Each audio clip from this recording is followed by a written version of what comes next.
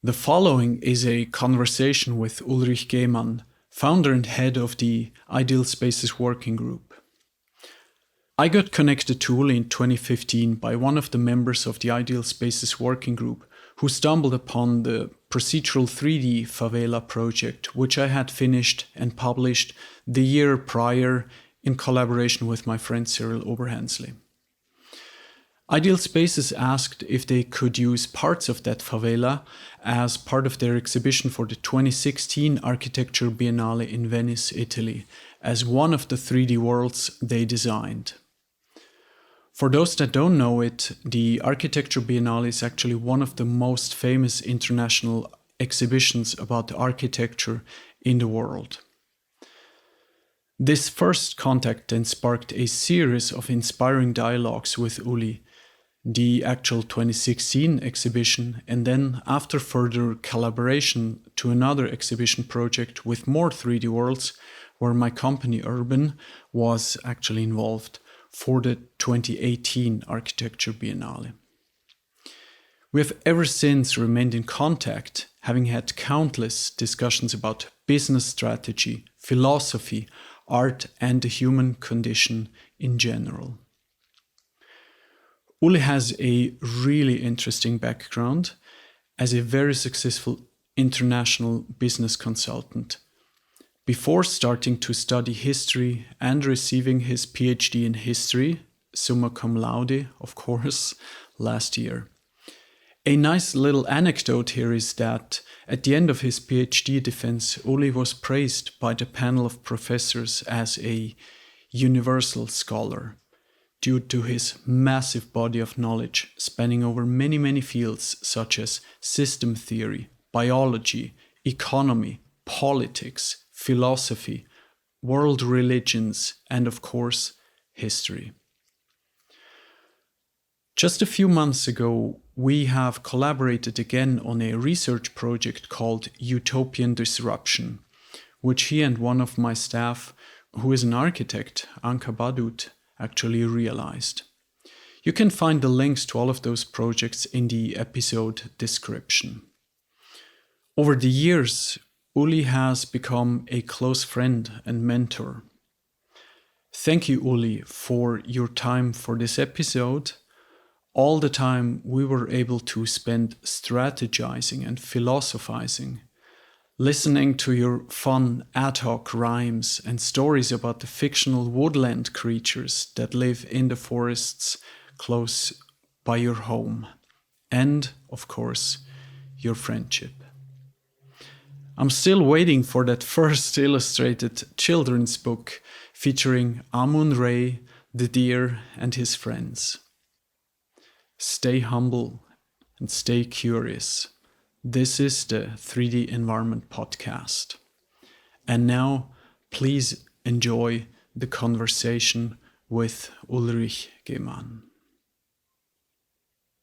Alrighty, Uli, it is a pleasure to record a podcast episode with you. It's very, very nice that you're taking the time. Thank you. Sweet. All right. So you are the founder and the mastermind behind the Ideal Spaces Working Group. Can you give us a brief overview about its vision? The vision of the Ideal Spaces Working Group is to contribute for better placemaking, in the end, for communities. The issue of community has been underestimated, in my eyes, since long, in the political discourse as well as in modernist architecture. And I think the one basic trait of human beings, of a so-called, in traditional terms, conditio humana, or general human condition, is to be just simply a social animal, or as Aristotle said, a zoon politikon, an animal living together with others, and not, as it is to be observed very often today in recent times, a technologically perfected solitaire. Mm-hmm. Would you say this is a topic that is kind of more relevant to the West, or is it something that is spanning the whole globe? I think it's, in particular, it's relevant to the West, to Western culture, but with the spread out of certain cultural techniques coming from the West, plus with the aligned living conditions, also in socioeconomic terms, in the context of a globalization, it is becoming not only a problem of Western culture, it is spreading out as a problem. But as you stated, as in principle and mainly, it's a problem of Western developed societies, of technologically and economically developed societies undergoing a process of fragmentation, of social fragmentation since long. Mm-hmm. Can you elaborate a little bit more on what type of spaces this relates to? So it's certainly about the urban space per se, kind of the living conditions, you can say, of humans. But also there are, I do know that you also research different types of spaces, like, for example, virtual internet spaces, for example, like chat rooms. Can you elaborate a little bit more? Yes, it's not confined to the urban space. The major issue, to bring it to the point, the major issue is to create or to generate places for communities, at least as an opportunity that a community can develop. And this kind of space is not restricted to urban space. The most prominent urban space, of course, is the communal place, also the traditional communal place, the piazza, the market. But we can imagine also other kinds of spaces, also physical spaces for communities. For instance, as there have been several, let's say, utopian constructions, some of them successful. For instance, in USA as Arcosanti, or it has not to be an urban space per se. The central point is that a community of people of a non-fundamentalist character, this has to be added, this is very important, can cohabitate and can develop a more intense feeling of without losing a person's individuality, a more intense feeling of sociability. So what it means to live together in a positive sense with other people and interact in a positive sense with other people.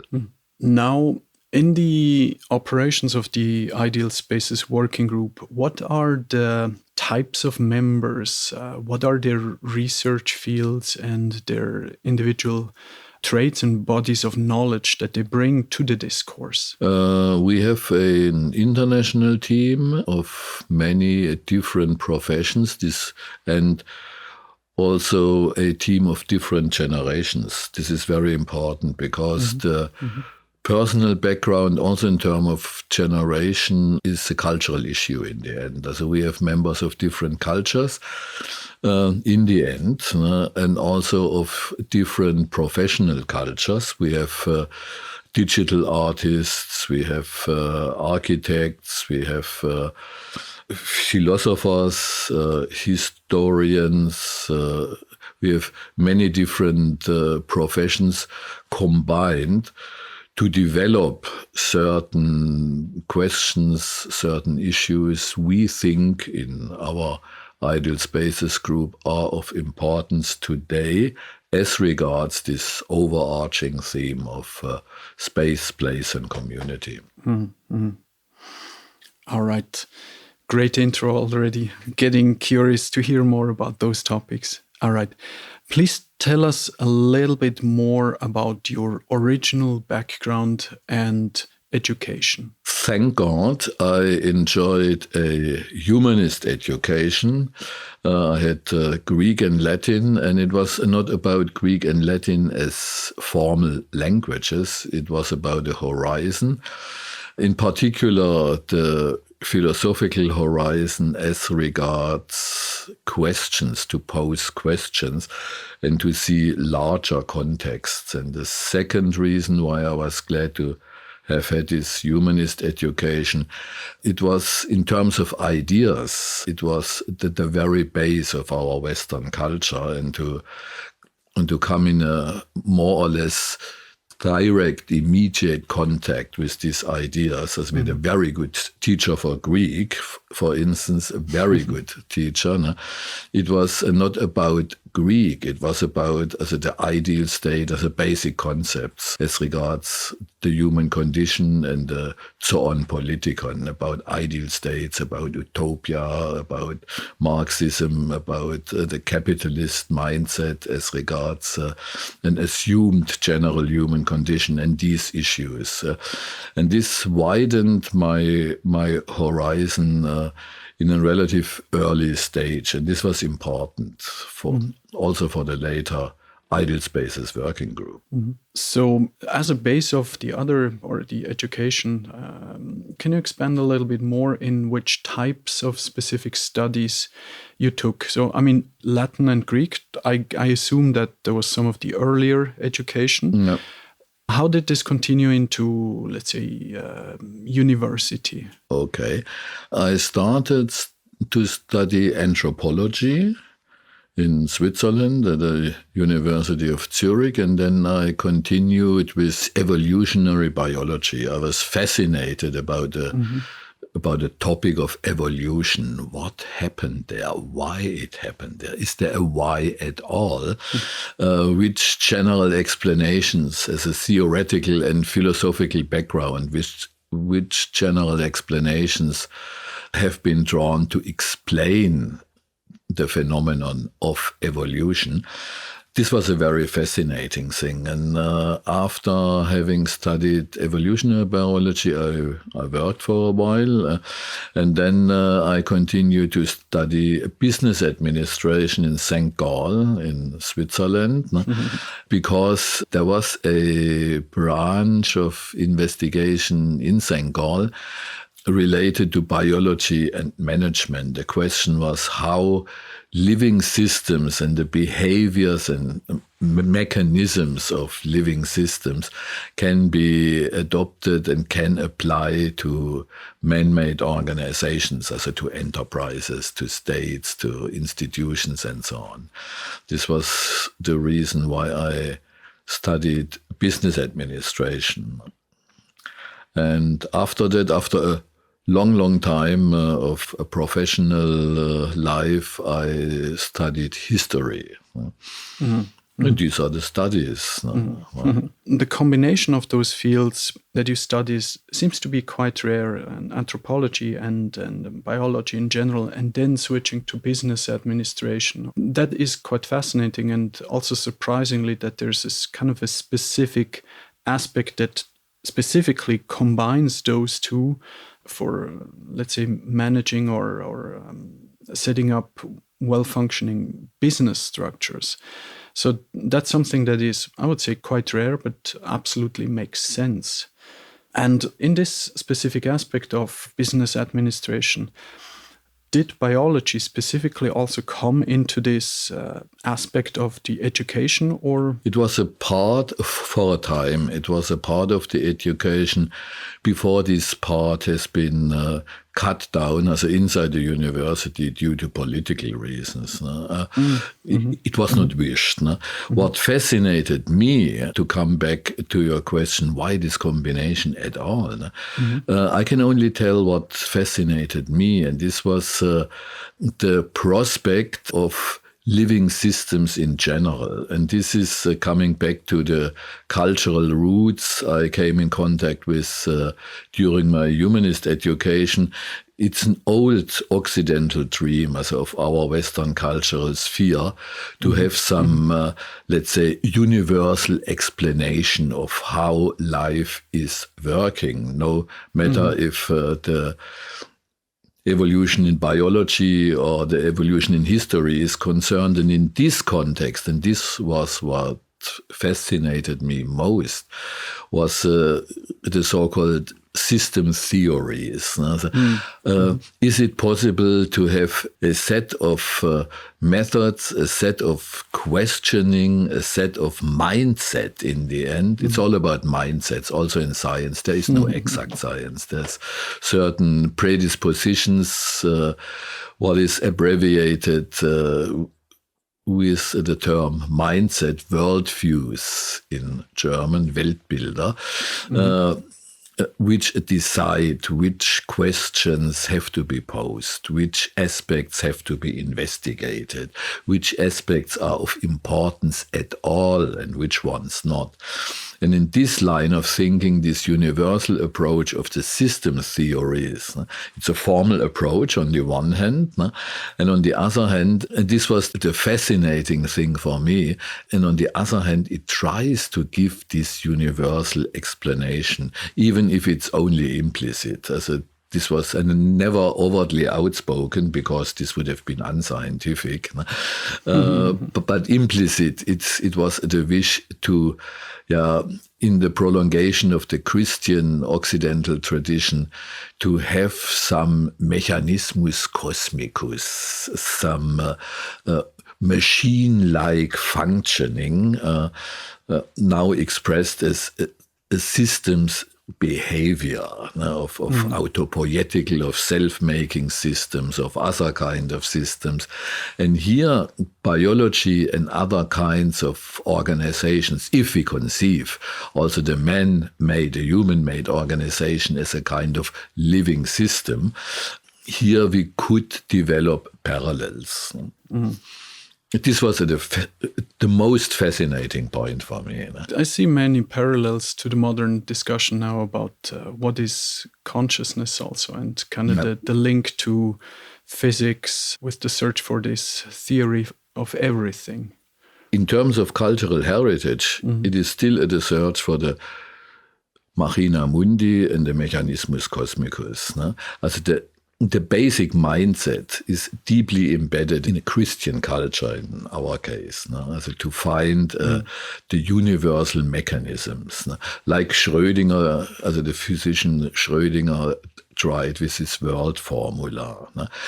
It never works, of course. It never works. And it is against any constructivist approach, but it is a sense of longing and hidden aspiration, so to say, to come to these overall mechanisms. As you said, for instance, in brain research, in recent brain research, to reduce it to some combinations of, in the end, of physical variables interacting. Yeah. These topics, they have been around since the dawn of time, right? Kind of where do we come from and where do we go eventually? And these are very old questions. Do we have the capacity of understanding the processes? It's a good point. And when these questions are coming from the dawn of time in all cultures, the interesting point, and this also relates to our work at Ideal Spaces again, the culture-specific answers are of importance. For instance, in case of our Occidental culture, to have on the one hand a rational scientific approach, and on the other hand to have a cultural heritage, first of all of Christian origin, a cultural heritage still working. And this is the very difference in my eyes between tradition and heritage.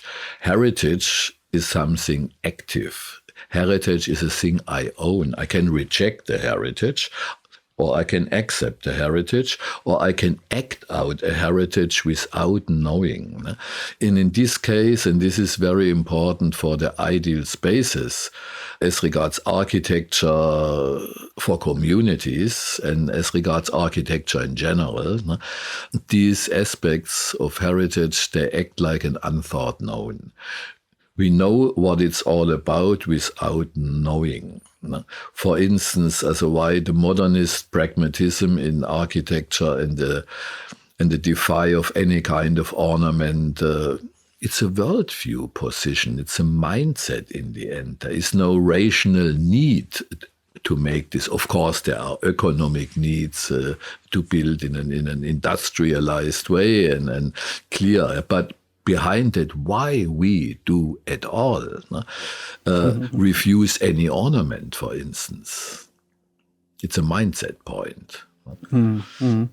Just to give examples from everyday life, here from architectural everyday life. Let's continue a little bit with the, kind of where you continued afterwards, after your education and after your studies. So eventually you landed in the field of international consultancy. Can you give us an overview over what this meant as a field and how your knowledge, how it impacted your work, or what types of work you ended up actually doing? Yes, I can. Important for working in consultancy was my activity beforehand. Beforehand, I worked in industry, and this was very important to get to know organizations, as it is human-made organizations behaving like living systems mentioned before, to see them really working and being a part of them, and not speaking about organizations only, but to be actively involved in these organizations. As regards consultancy, this was a fortunate move. No? It was unexpected, but fortunate. No? Also, I didn't plan it to go to consultancy. No? It happened. And the main issue in our kind of consultancy was the transformation of the former socialist Eastern states into a market economy. And in the context of this general move, this, as we called it, this transformation or transition period towards a liberated market, away from a planned economy, in this move, the focus of consultancy was on governmental consultancy and on interministerial cooperations mainly. And in this context, to look at large industry, at industry sectors, how to transform these former planned economy industry sectors into entities acting freely in the liberal market. There is a full basket of mindsets, of basic assumptions behind this approach.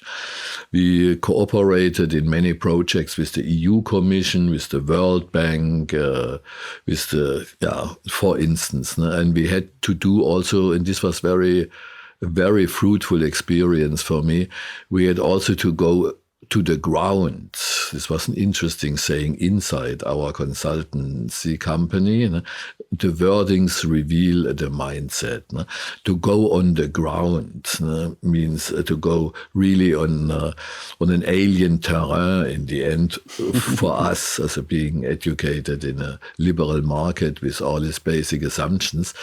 And to transform enterprises. And these were large enterprises compared to their Western pendants, and they were mostly concentrated on one spot. This was an important point, as not dispersed, as are today's international enterprises.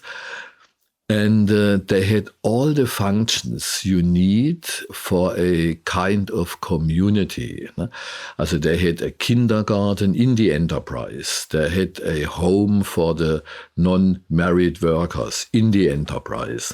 It was a mini-state acting as an enterprise. This was a fascinating point to see, because I've seen no pendants in the West. It was the first time I saw this type of strictly goal-oriented community. For instance, down to the very details of everyday life.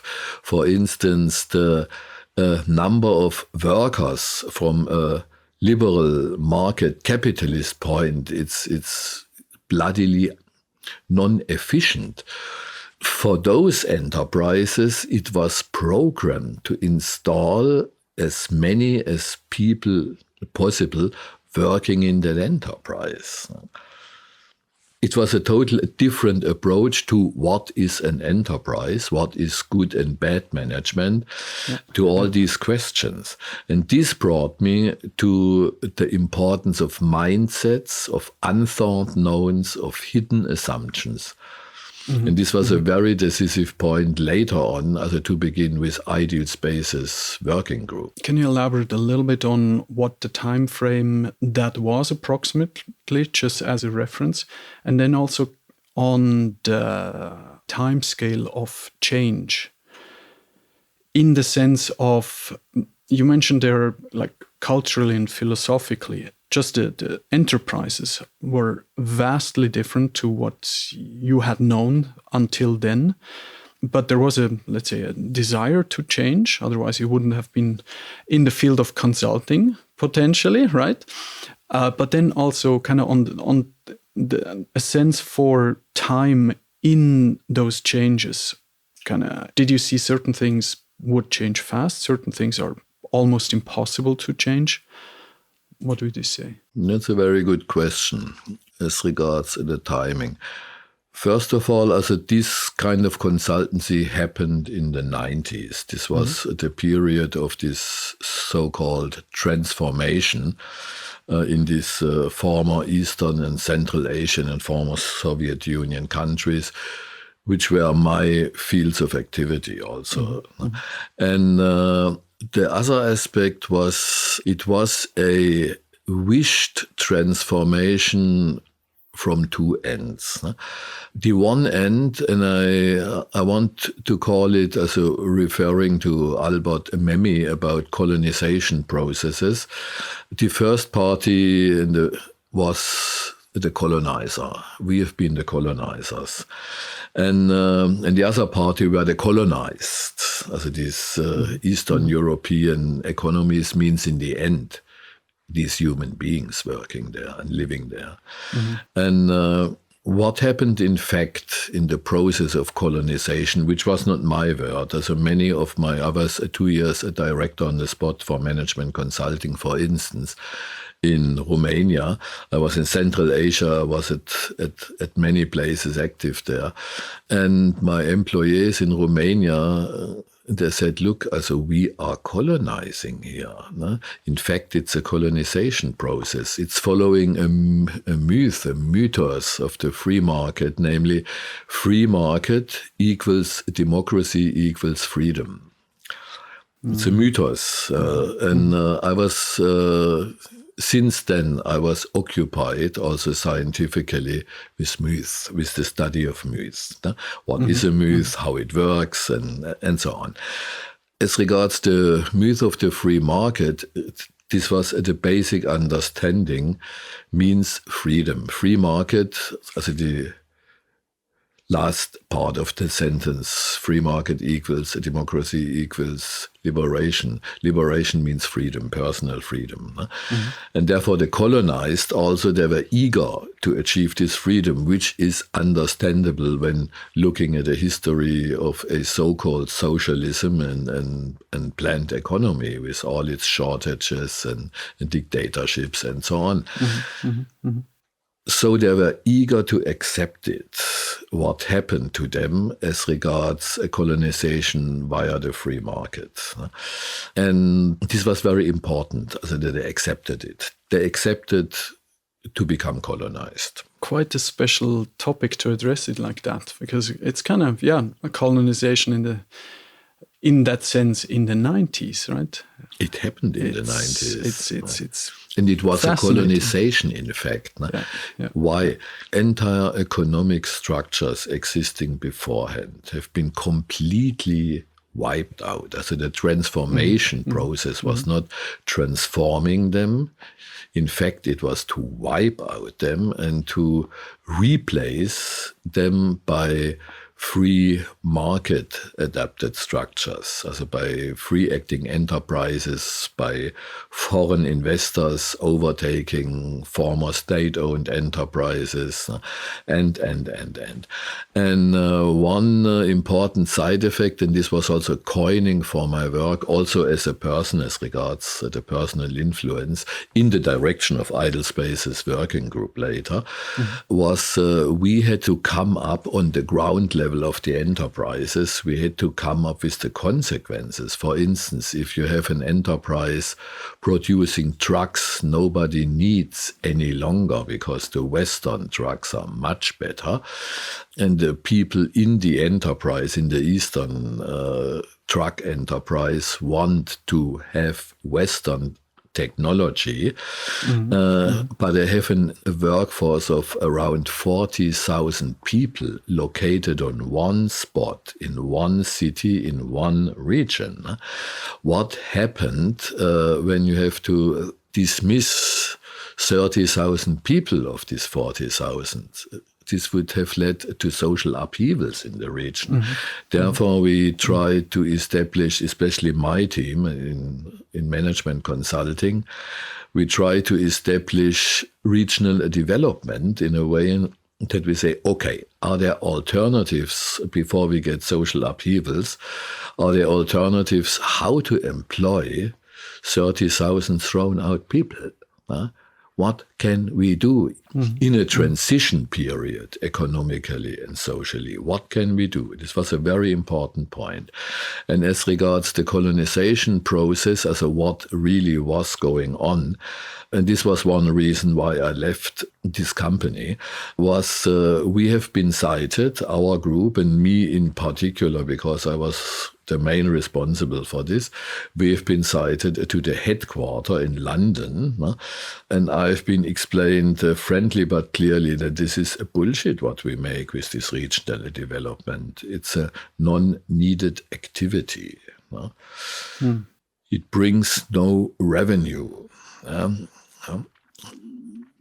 And that's it. And very interesting in regard to ideal spaces, to fill it with life and what symbolism means in architecture.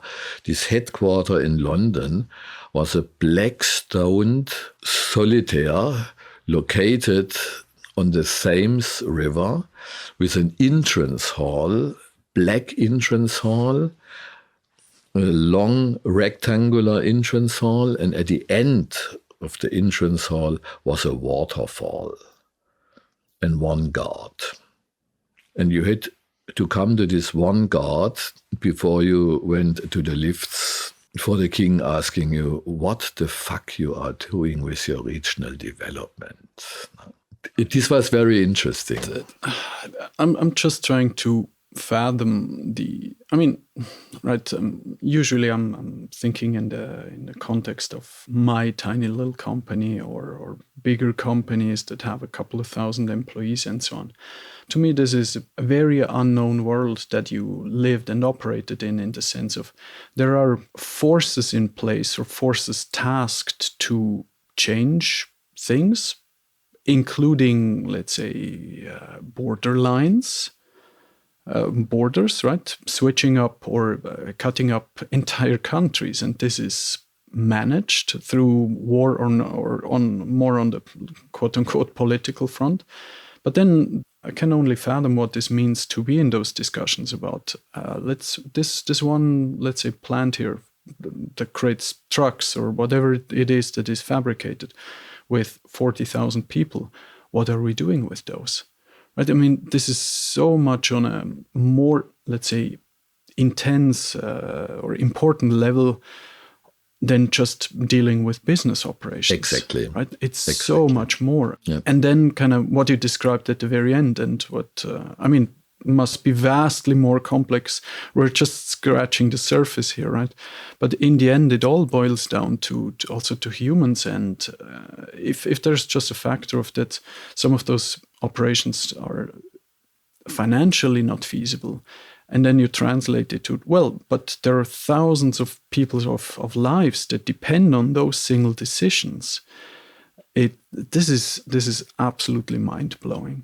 And the role of in this entire context, and this coined me, of course. in this entire context, the role of consultancy and of the consultant as such was very different from the role of Western consultants and how in the West, as in the free market West, we understand consultancy.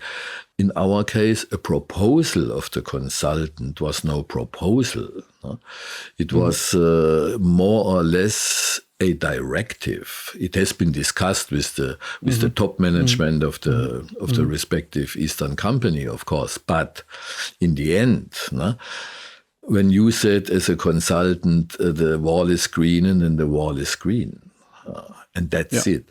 The responsibility as a consultant, first of all, as you addressed it, the human responsibility as regards the emergent phenomena and the consequences and the so-called collateral damages of proposals, which were no proposals, were enormous, and the responsibility was enormous, and this you had to consider. And when you follow this myth of the free market only and solely in trying to install instruments on the enterprise level, on the ground, to install instruments of Western origin, like as a measures for efficiency raise, for whatever, you cannot confine your activity on this instrument level, but on a psychological ground, in a psychological respect, it protects you. You can conquer another culture without giving a damn shit about these collateral damages. You just accept it, or you just ignore it.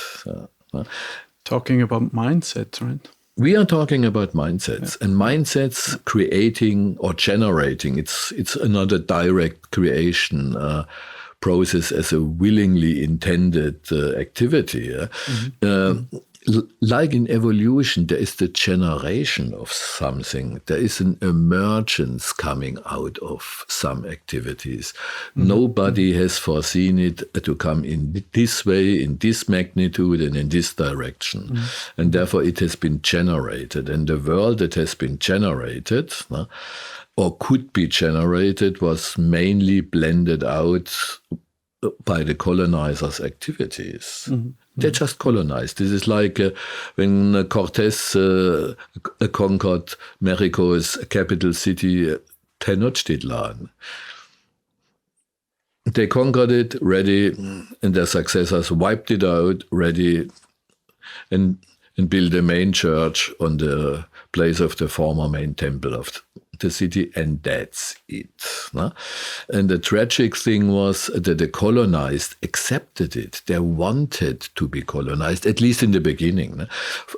Examples about mindset, architecture, and everyday life symbols. When I was located in Bucharest, there were meter high advertisement for cigarettes where white-headed eagles fly in a canyon landscape. In Romania, in Bucharest, in Romania, there are no white-headed eagles and there are no canyons.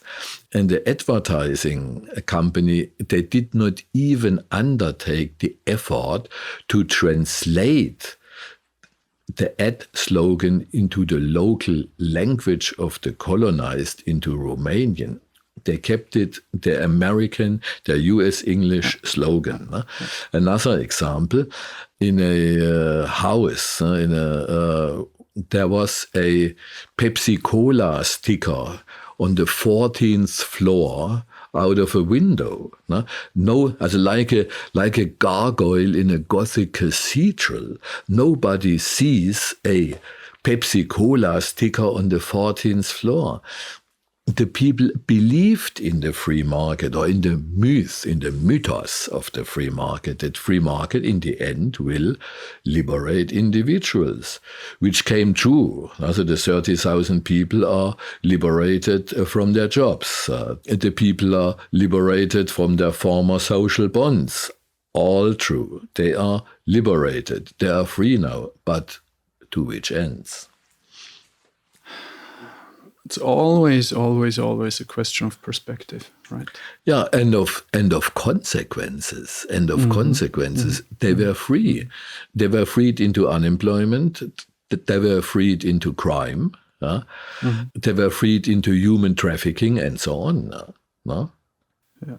They were liberated.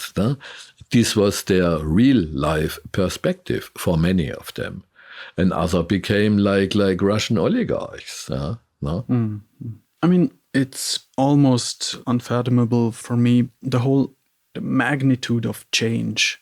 And we can maybe come back a little bit to the time frames where we started before, kind of what this actually means in this transformation for these regions, or even in political entities and those constructs, together with the whole consequences in the end. This is almost unfathomable to me, kind of hearing more and more about some of the aspects of that.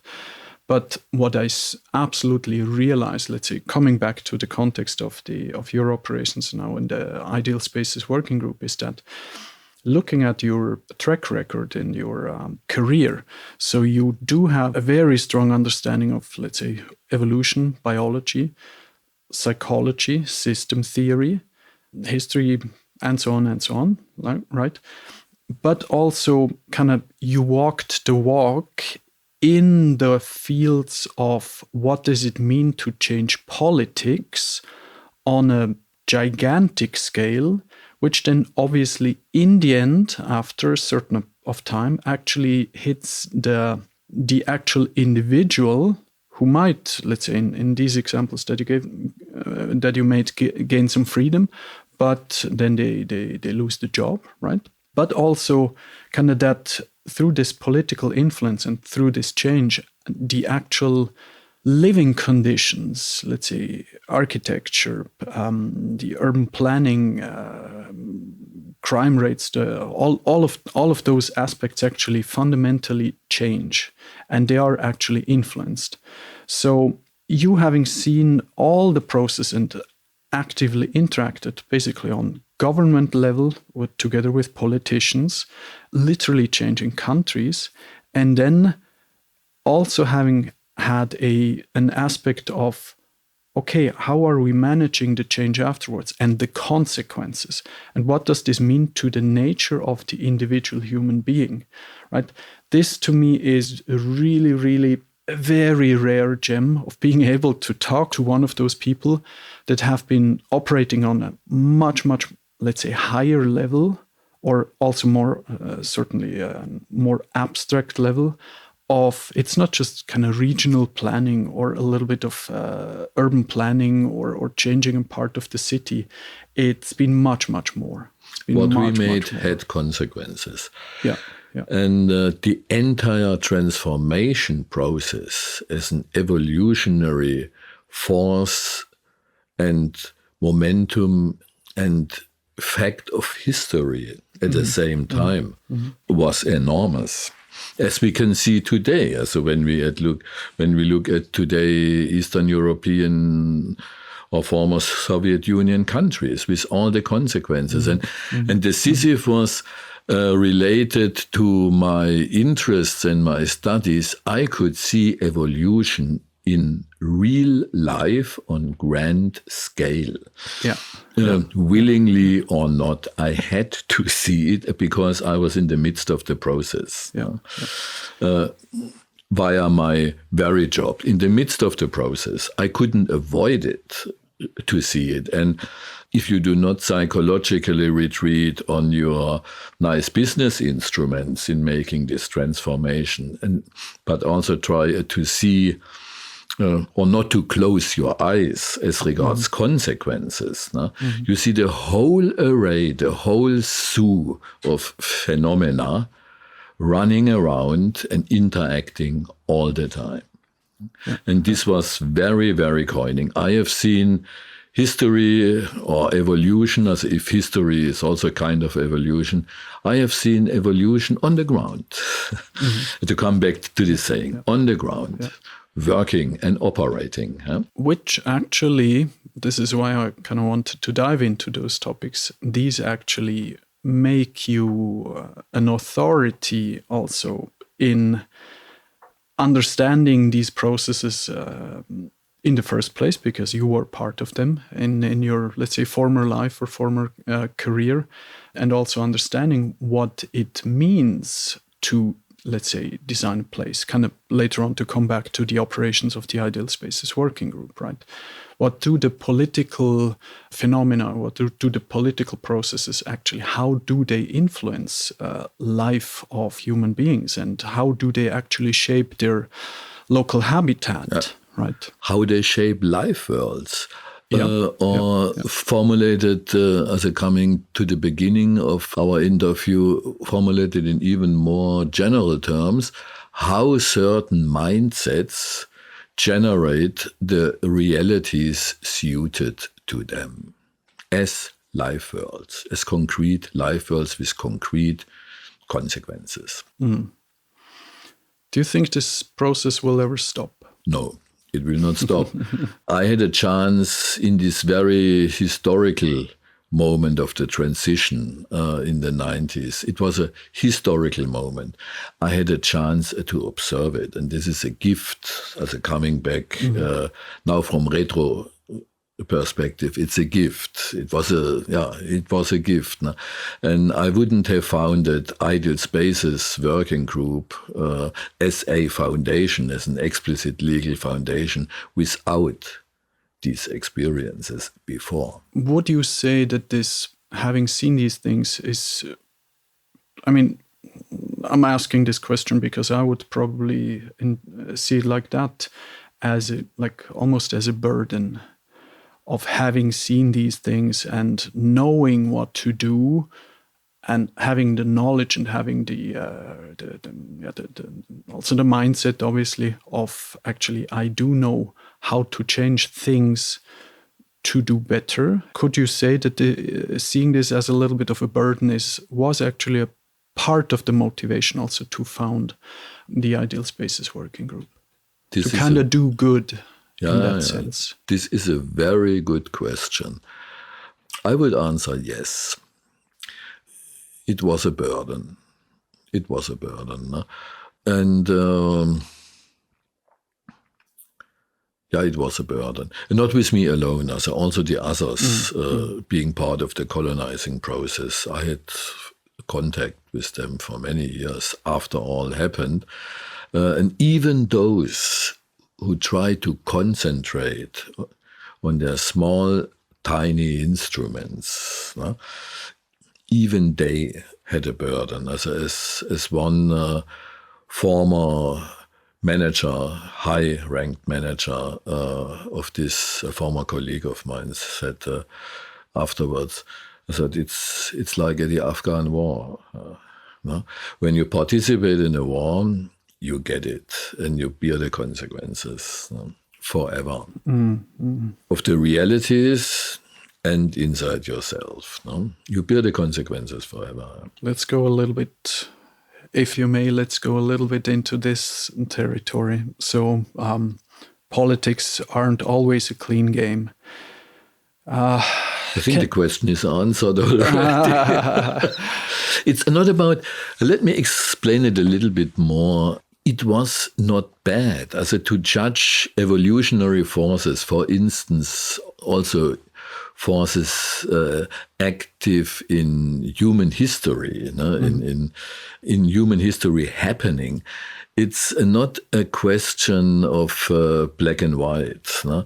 The combination of black, white, and all the colors in between can create hell on earth or good places on earth. And this is not dependent on the actors alone. It's a question of the interaction. And this is the system. The system of the interaction will make the path a recent historical situation or a recent situation as an evolutionary system will further go.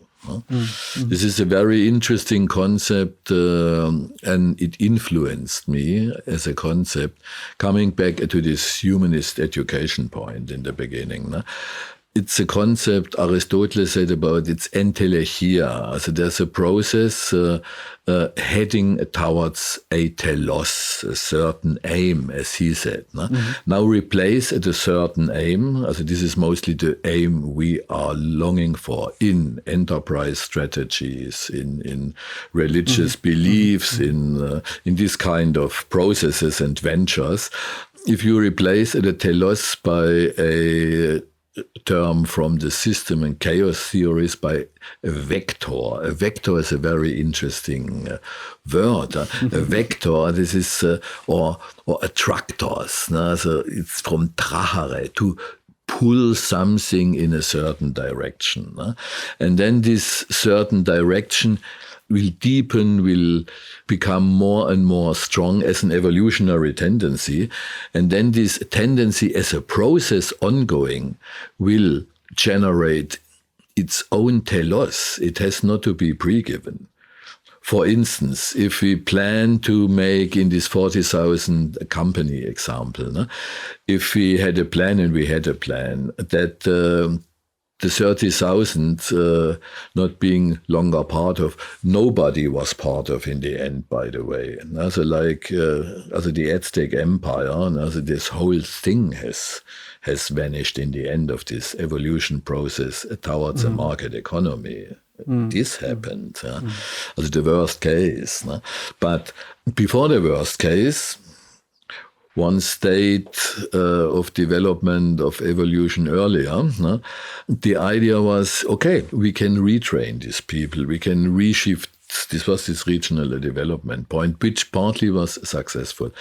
And nobody had an idea what the telos, what the attractor of this whole process will be, despite we had the feeling, and after some time of the process ongoing, also the knowing, the knowledge, that a certain telos will emerge out of this whole process. And this is the complete destruction of a complete former economy with all the social consequences. It came clearer and clearer to the horizon what the telos of this whole thing will be. But the entelechia, so the process having, as N means in from Greek, and the entelechia is a process bears its end in itself whilst developing itself. This is a very interesting concept. If you refrain from this strict original Aristotelian conception of there is a prefixed telos. There is no prefixed telos, but there are attractors, a system series. And means the whole dynamic moves into a certain direction. And this is decisive, in my eyes, for an understanding of developmental processes if they cannot be exactly pre-planned. For instance, if you take recent development in the sector of digitalization since the 90s, or of the recent AI discussions, it cannot be pre-planned. It develops its own telos or different teloi, as different attractors, different vectors emerging as evolutionary forces. And they interact as a system, also they have some order. This is not chaos in the common sense of chaos. No, it isn't. It's a question of a generative order, and of orders of other orders coming out of this entire process of generating order. And this is a basic understanding underlying also the concept of ideal spaces of our work. This is a fundamental point, I think, that is really, really important to understand in how you learned to operate, how you learned to manage, what you just described now, right? So you could almost say, well, if it has to be managed, you need to know kind of what the precise goal is. That's a very, very simplistic way. You can say there's a direction, there's a tendency of what we would like to achieve without a very specific goal. Right? There are tendencies, and there's what you also mentioned before, this vector. But just embracing the fact that no, you cannot control all of the aspects, and how do you specifically manage these systems and systems of systems. Also, this is a mindset that you need to embrace, that you need to embrace the chaos to be able to manage, or let's say kind of push the beast into a certain direction, but you will never be able to control this n-dimensional construct, right? This is one important aspect, you are right. And the other important aspect, and this relates also to another culturally inherited trait, particularly in the West, an assumed basic dichotomy between nature and culture. The other central aspect is why it is a beast. Let's imagine it is no beast, but just a living being. And we know that we are not able to finally control such a living being. It is too mighty. It is too much alive. We cannot control it without killing it, of course. No? And then there are different measures and mindsets, in the end mindsets, how to kill the beast. No? How to fight against chaos. No? Because the beast is chaos. Who says that the beast is chaos in an understanding of chaos as a purely destructive force? These are mindsets. These are basic assumptions. Yeah. But this is... It's another question, but it's important. Also, which are the basic assumptions we have, and which are the basic assumptions we take for granted as an unthought known of a formative character. No? We know that free market is the best system in existence since the existence of human mankind. Hey man, who says this? No? I just absolutely loved this kind of wordplay that you addressed with addressing the beast, right? I mentioned like a couple minutes ago, I mentioned a system that is dauntingly complex, so you think you cannot tame it. And it's really interesting that the word beast, the wild beast, is something that is not domesticated, cannot be controlled, and that just this word is actually taken and has this second meaning to also kind of describe a system which cannot be controlled. And nature, culture, right? Nature which cannot be controlled, but we try to. We as humans, we have the audacity to try it, right? And then culture, you could say culture is the thing that we managed to control, and it is controlled. But yet again, our culture, we have domesticated our own culture.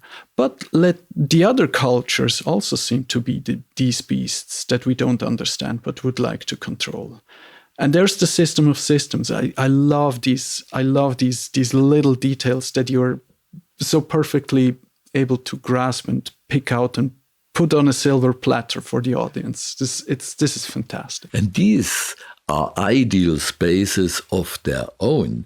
If we conceive an ideal space not just as an ideal construction, for instance, of an ideal city, of the perfect enterprise organization as an ideal space, but if we conceive ideal in the etymological Greek literal sense also as an image, as an idea, as an eidos, and then we can have ideal spaces, imaginations, and imagine spaces about a reality.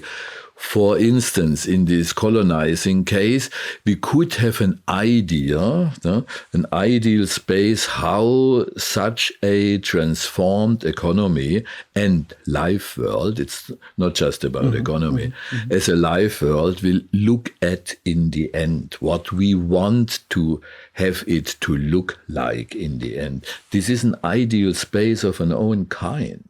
Yeah.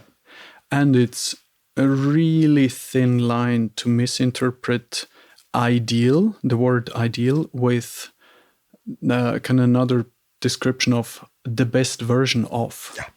That's highly, let's say, a little bit of a dangerous field. And I sensed this also in the discussion we had quite some time ago around the discussions about the favela project, which was criticized heavily by some people even before we were connecting 2016, because a favela is not ideal in the sense of that it's something to strive for in the sense of the qualities.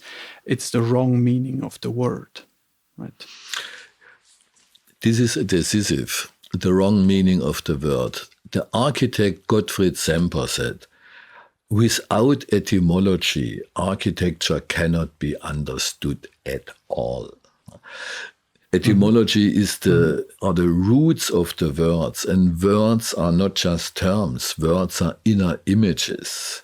First of all, the crucial words for a culture, like for instance in the Western case, utopia, or coming to the Christian heritage, redemption. If we make the green city of today, we follow a myth of the paradise lost. This is an ideal space. The paradise lost is an ideal space of its own kind, and it will, as a myth, because many of these ideal spaces as inner images have a mythic origin or a mythic foundation here of the paradise lost and to be regained.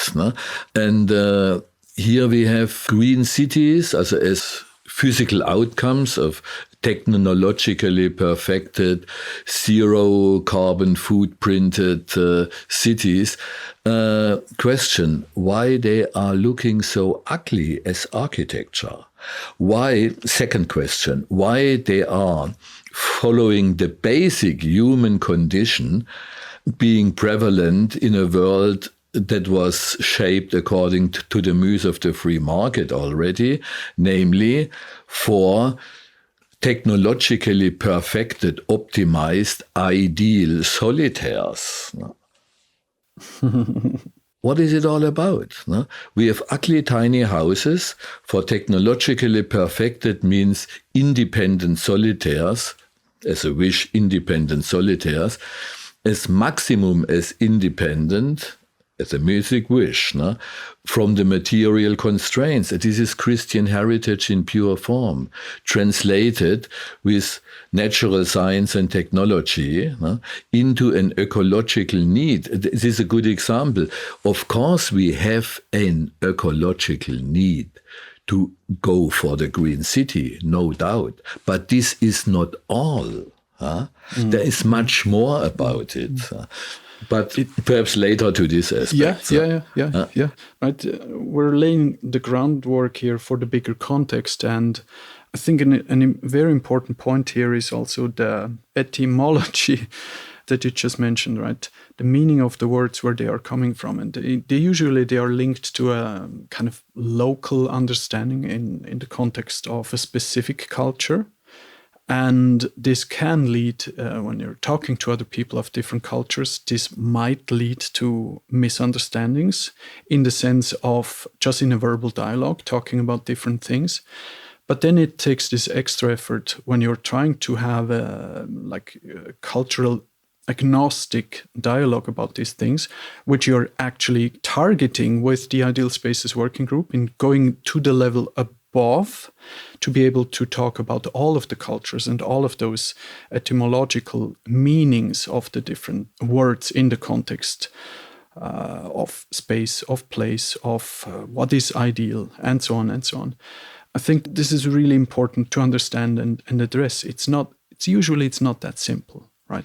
It's not that simple, and you have to understand and this is the importance of including also in the work of idle spaces, the history of ideas underlying the respective architectures. No? Also the respective conceptualized and also sometimes realized spaces. The central question is which kinds of architecture for which kinds of assumed human beings. This relates to the conditio humana. This is a very important aspect, also in practical, concrete terms. And the other aspect is, as you said it, you have to look at these roots, what an idea, what an inner image and a concept originally means in the full array of its meanings. Because very often these roots of words, as another architect said, a postmodernist architect, Paolo Portoghesi, he said, the roots of words keep their meaning and their influence intact. It is, and irrespective if we realize it or not. In this example of the green city, I have nothing against green cities. I do not want to be misunderstood here. On the contrary. But they relate to the myth of a paradise lost. No?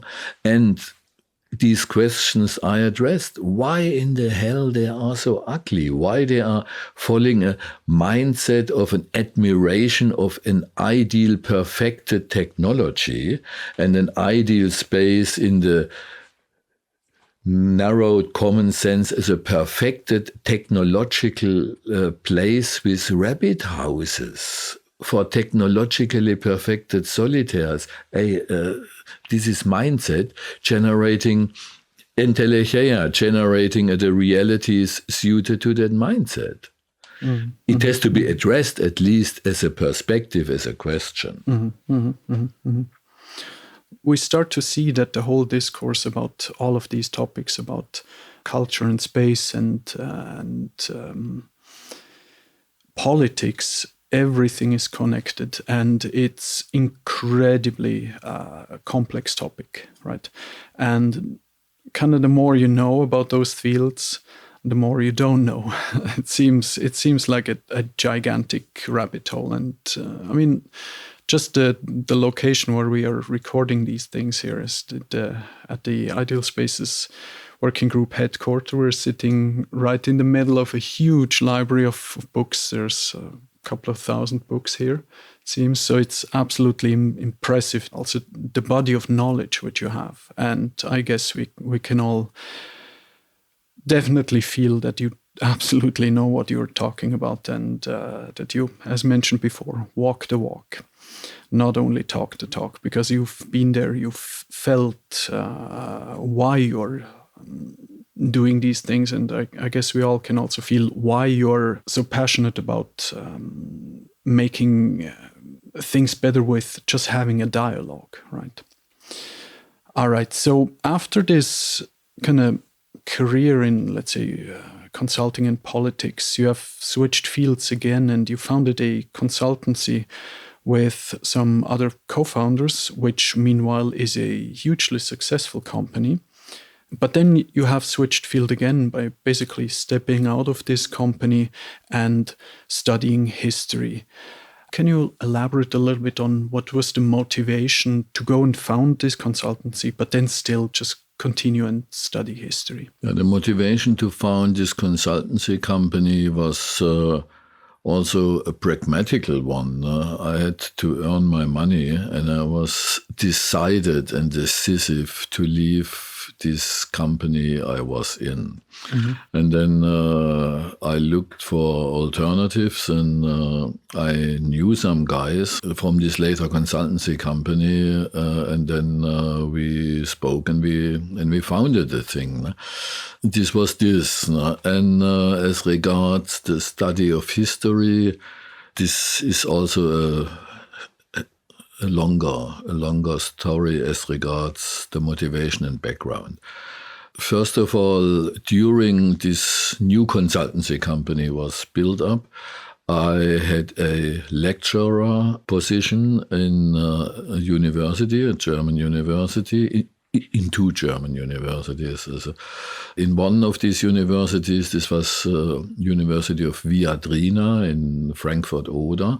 It was about the transition period I experienced. And the other job was in a university in Wuppertal. This I concentrated on organizational dynamics, so continuing this system theory and dynamic approach to organizations.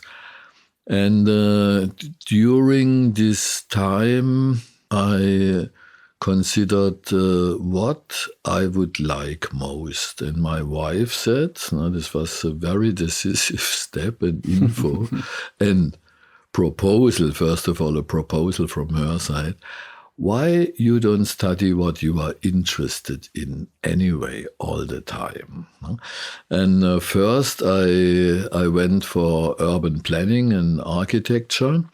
The conditions offered to me at the university, this was in Darmstadt, at the university as they offered it, I said no. And then I went for another university and they offered history as the newest history, as a branch, history of the present. And then I started to study history. And the interesting thing was, while being interested in processes of unfolding and evolutionary processes, history can be conceived as a process of unfolding of its own kind. And this was very fruitful, the study of history. So it was at the University of Karlsruhe, so it's now called the KIT in parallel to the MIT, they call themselves KIT. Okay. And we concentrated in history. We founded a seminar over several semesters. And this was a seminar that has won the faculty prize also. We called it Formatting of Social Spaces. Well in line with my former experiences, but we widened the scope, my professor and I, and his name was Kunze, Rolf Ulrich Kunze, and we cooperated for years in this seminar, trying to illuminate different aspects of an infect formatization, as a formatization through technological procedures, formatization through capitalist neoliberal market economy mechanisms. In parallel, we founded a journal about space, also in the wider sense of space. So this was the reason why I was first in Darmstadt and asked for the urban planning study, because as an anthropological effect, I was interested in ideal cities and communities, and also utopian concepts for communities, and how these concepts express themselves in architecture. If you see architecture as a symbol, in its original Greek meaning, a symbol is a full representative of something other it stands for. So like a vice president is taking the tasks of the president while the president is not here. So this is a symbol.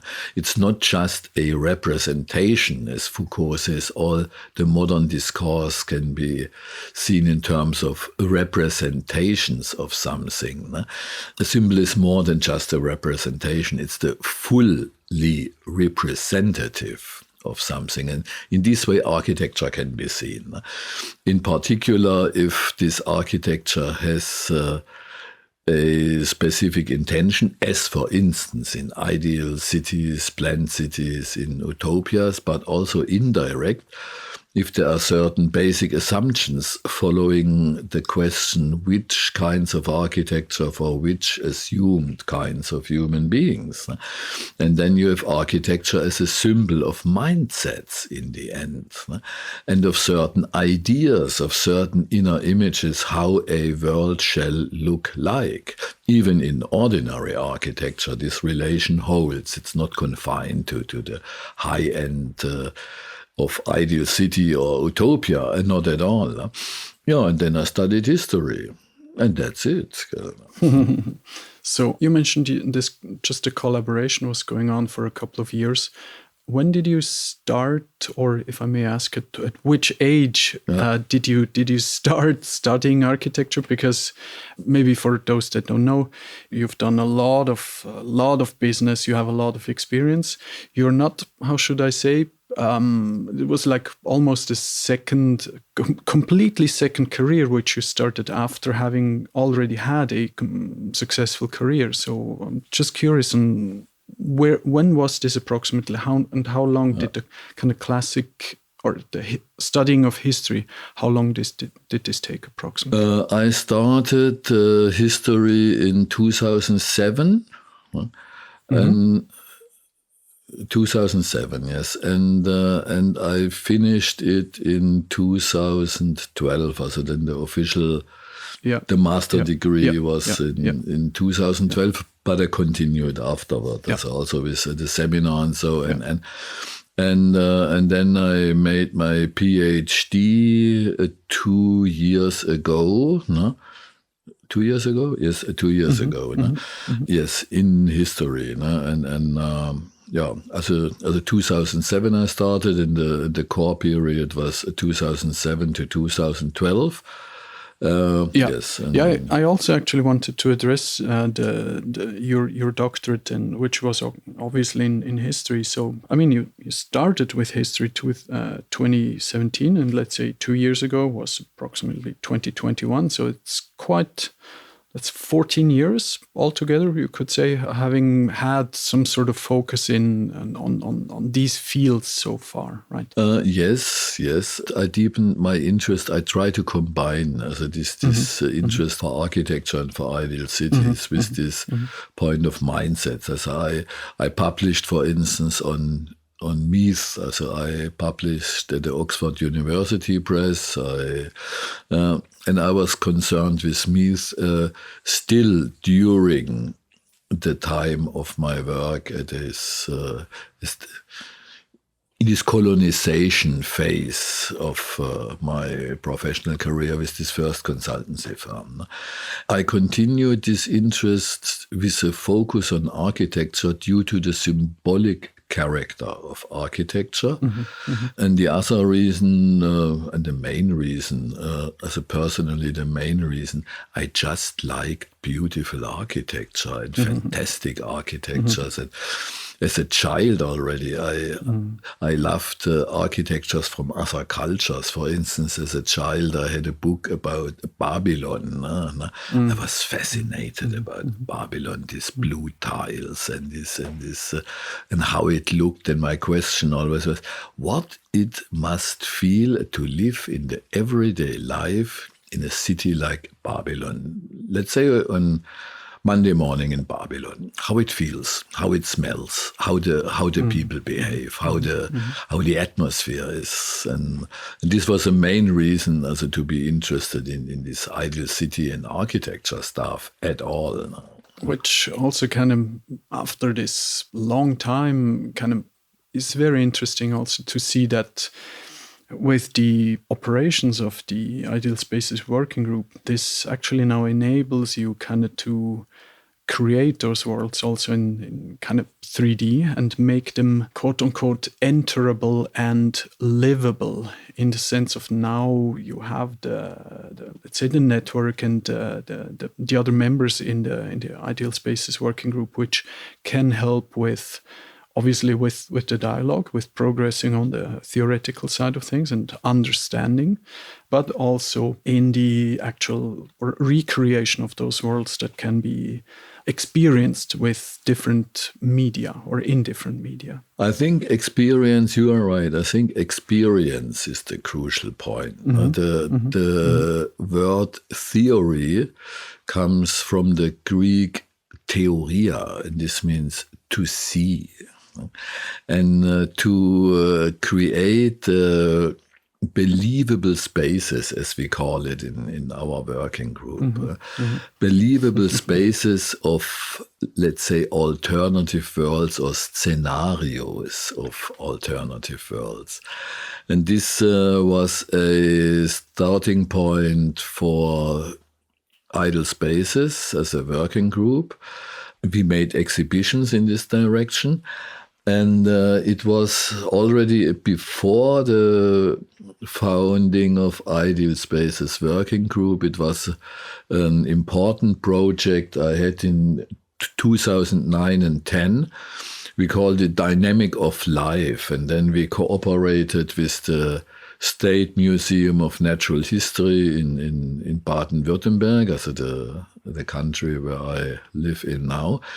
And we tried to present evolution as process, also the processual and dynamic character of evolution. This was a large process. We made it on the example, on the case of the evolution of vertebrate animals. And it was a huge success. And this motivated me to go into this other domain. I always was fascinated by and interested in this architecture of other worlds. Also this Babylon effect mentioned. So that was obviously either, you mentioned this was 2019, so this was during the time that you were working on your PhD? No, it was 2009. 2009, not 19, sorry. Yeah, so that was way before. Yeah.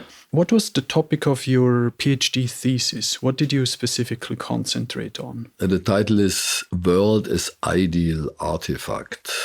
It sounds very strange at first sight, I know. But what I tried is less strange. It is in the line of the issues we discussed so far. It is about the attempt of creating architecturally, creating ideal worlds in our cultural realm, in the Occident, as a process of increasing abstraction from the real. You can draw a line of development starting with the Gothic cathedral and ending with the internet. For instance, and this is not so out of space as it might sound. For instance, Howard Rheingold, who was one of the founders of the early internet in the 90s, he explicitly compared the cyberspace, as they called it in those times, to compare the cyberspace with the heavenly Jerusalem. Here you see the heritage and the importance of heritage, of mindset, and of basic assumptions. What I tried in my thesis is to draw this line as an increasing abstraction from the real, as an attempt to build the ideal space, also in the sense of a perfected space, based on pure construction and on construction independent from material constraints. For instance, the Gothic cathedral you can conceive as a kind of frozen cybernetic system. It's a cybernetic system frozen into stone. And at the same time, the very idea, the inner image of the cathedral goes back to the idea of the heavenly Jerusalem as the final paradise and space of redemption, the ideal space as such, according to this Christian heritage, at the end of all days, when history ends. There are parallels, in other words. And what I tried in this thesis, World as Ideal Artifact, is to draw the line from beginning with this Gothic cathedral to overcome the constraints of the materially given and to construct spaces of their own kind. And if we see a space in symbolic terms as being a representative of a world of the same style. We can conceive what an ideal space as an imagined and also realized space, realized in a concept, realized as a virtual world, realized in physical architecture, but also realized as the architecture, the invisible architecture of an organization, for instance. These all are ideal spaces. And to draw this line from the Gothic cathedral over the Renaissance, also the central perspective of the Italian Renaissance. We have two Renaissances, also one in the Netherlands, the 2 days in Netherlands and Brabant, and one in Italy. And the Italian Renaissance tried, with this linear perspective, they tried to construct a space, a believable space, a world, based on a few mathematical and geometrical principles. One of the co-founders of the linear perspective was a mathematician by profession, and this is coining, this is interesting. And then we continued with this after the Renaissance, and this was also the line in my thesis, and then I made more or less a big heap to the classical modernity, as it is constructions of Le Corbusier, etc., and what it means with a short outlook in the Christian part of the Gothic cathedral, also in the Christian part of my work, to the internet. So what it means, a complete, as an attempt, as an aspiration, as a longing, what it means to be completely immaterial, in terms of being independent from the concrete materiality given. A Gothic cathedral is not adapted to its local context.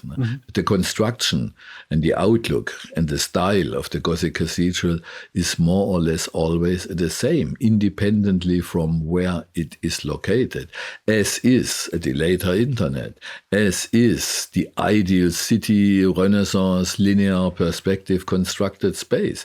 It could be a city anywhere. And this already starts to come to another source of cultural heritage in the Occident. It already starts with the principle of the Roman castrum, the Roman military camp. The Roman military camp can be constructed as a basic structure independent from the local surroundings, means from the concretely given life where this castrum is placed into. And this mindset, to be independent from the concrete life where something is placed into, is very decisive, also for later utopias to come. This is so fascinating, right? Looking back to my studies in architecture, where you're starting at the very beginning with what were the first architectures in like caves, right? And then eventually where you're protected from nature and from the threats it has. And then eventually we moved on to tents and being mobile. And then just to, which obviously it's architecture, but you can move it, kind of independent of the local context. But then over time, just for example, military camps, as it just mentioned them, or the tent, with the meaning, the symbology of their use. If you compare it to, for example, to the Gothic cathedral, which is also kind of independent of the geographic context or of the local context, but then the meaning is different. The space in a Gothic cathedral for me is something that is much more kind of transcendental type of space, where it's not about that space, it's about your mental attitude while observing or interacting with that space itself. While in a military camp, obviously it's something different. You have a different use for having a moving space for, let's say, political or military reasons, right? So the discussion about those types of space are really, really interesting. But then also kind of what, and that's a question maybe for you afterwards, regarding the Gothic architecture is kind of where does space start? Where does it end? And what is enclosing space. So this kind of also goes into the theoretic work of, for example, people like Greg Lynn. Like, if you have a wall, what is the function of a wall? And the architectural space that you inhabit in, for example, in a house, does it end at the border of air to material? Or does the architecture include the wall, including the function of the wall? And so if you're looking at the example of a Gothic cathedral, is if you look at the constructed structure, what is made or materialized, as I mentioned before, in stone, in the craftsmanship, it almost has a kind of a quality of an organism in itself, right? But then the question is the organism with the intricate detail in stone, is that the space? Or is it the enclosed, quote-unquote, air space that you inhabit or that you can observe that is enclosed by this quote-unquote organism? And all of these, let's say, different aspects are, you can go on forever with these things, right? What's your approach to this? Let's say with, for example, just the Gothic cathedral. Is the material, is it there to enclose a space? Or is the material, let's say the stone, with its nature of almost mimicking an organism, is that the space? It is both. It's about the material because pragmatically we have to rely on certain material. And as regards the organism character, I think this is the more decisive aspect and not more important in terms of building as due to this pragmatic necessity. But I think the primary aspect in case of the Gothic cathedral, the prime aspect of importance is it's a symbol. It is a representative of the final state of humankind to come in the future. And this is the heavenly Jerusalem, the heavenly city.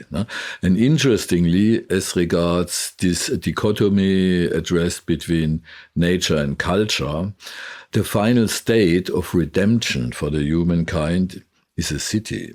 A complete artifact. And the Gothic cathedral tries to symbolize as a representative on earth this final city to come, the heavenly Jerusalem. And this is expressed also in the architecture of the Gothic cathedral. This is an upward, organismic-like movement. If you see at the outer walls, they are like the leaves of a plant growing. There's the first wall, and then it is a wall rising up behind the first wall. Then is a wall rising up behind the second wall. And this is a very expressed symbolism.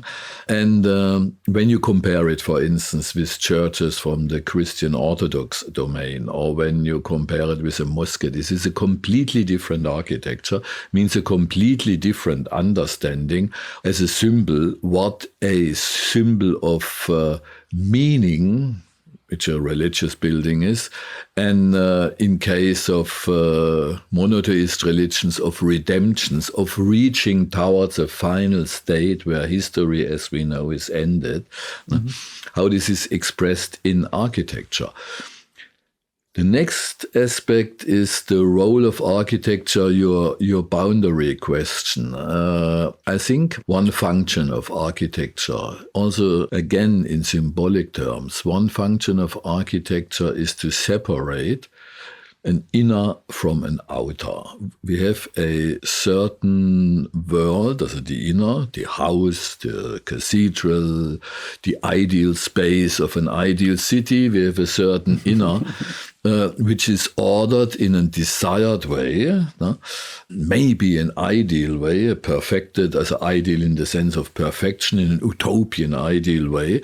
We have this order of the inner versus an outer.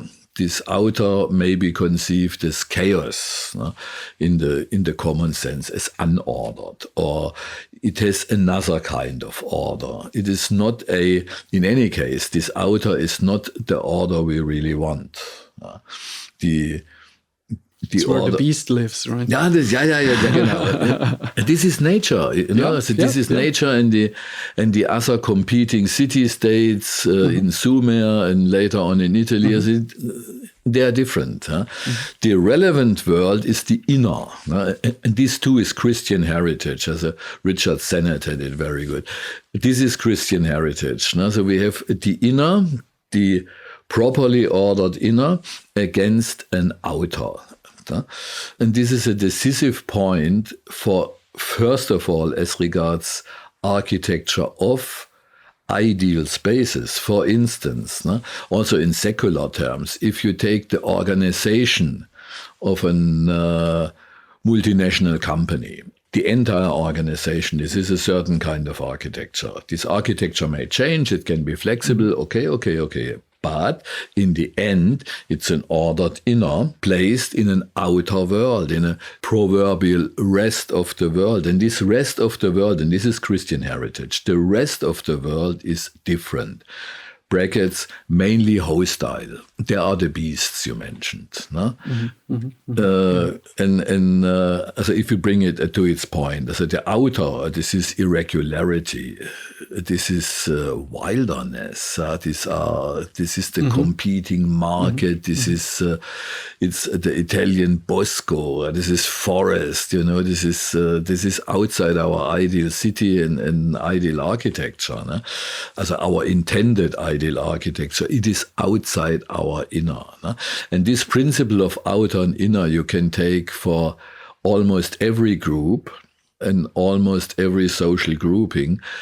The more when, as in recent times, we have a tendency as a back to fundamentalism and to reduction of life via simplifying its complexity. As for instance, religious fundamentalist movement, as for instance, right-wing movement of the most diverse kind. This is a reduction of complexity of real life. We retreat to an utopian inner, as an utopos, a non-place for now, but a place we want to achieve. It's like in the case of the heavenly city, at the end of all days, to alter history. And in the utopian case, in the best case, to alter history means to end history.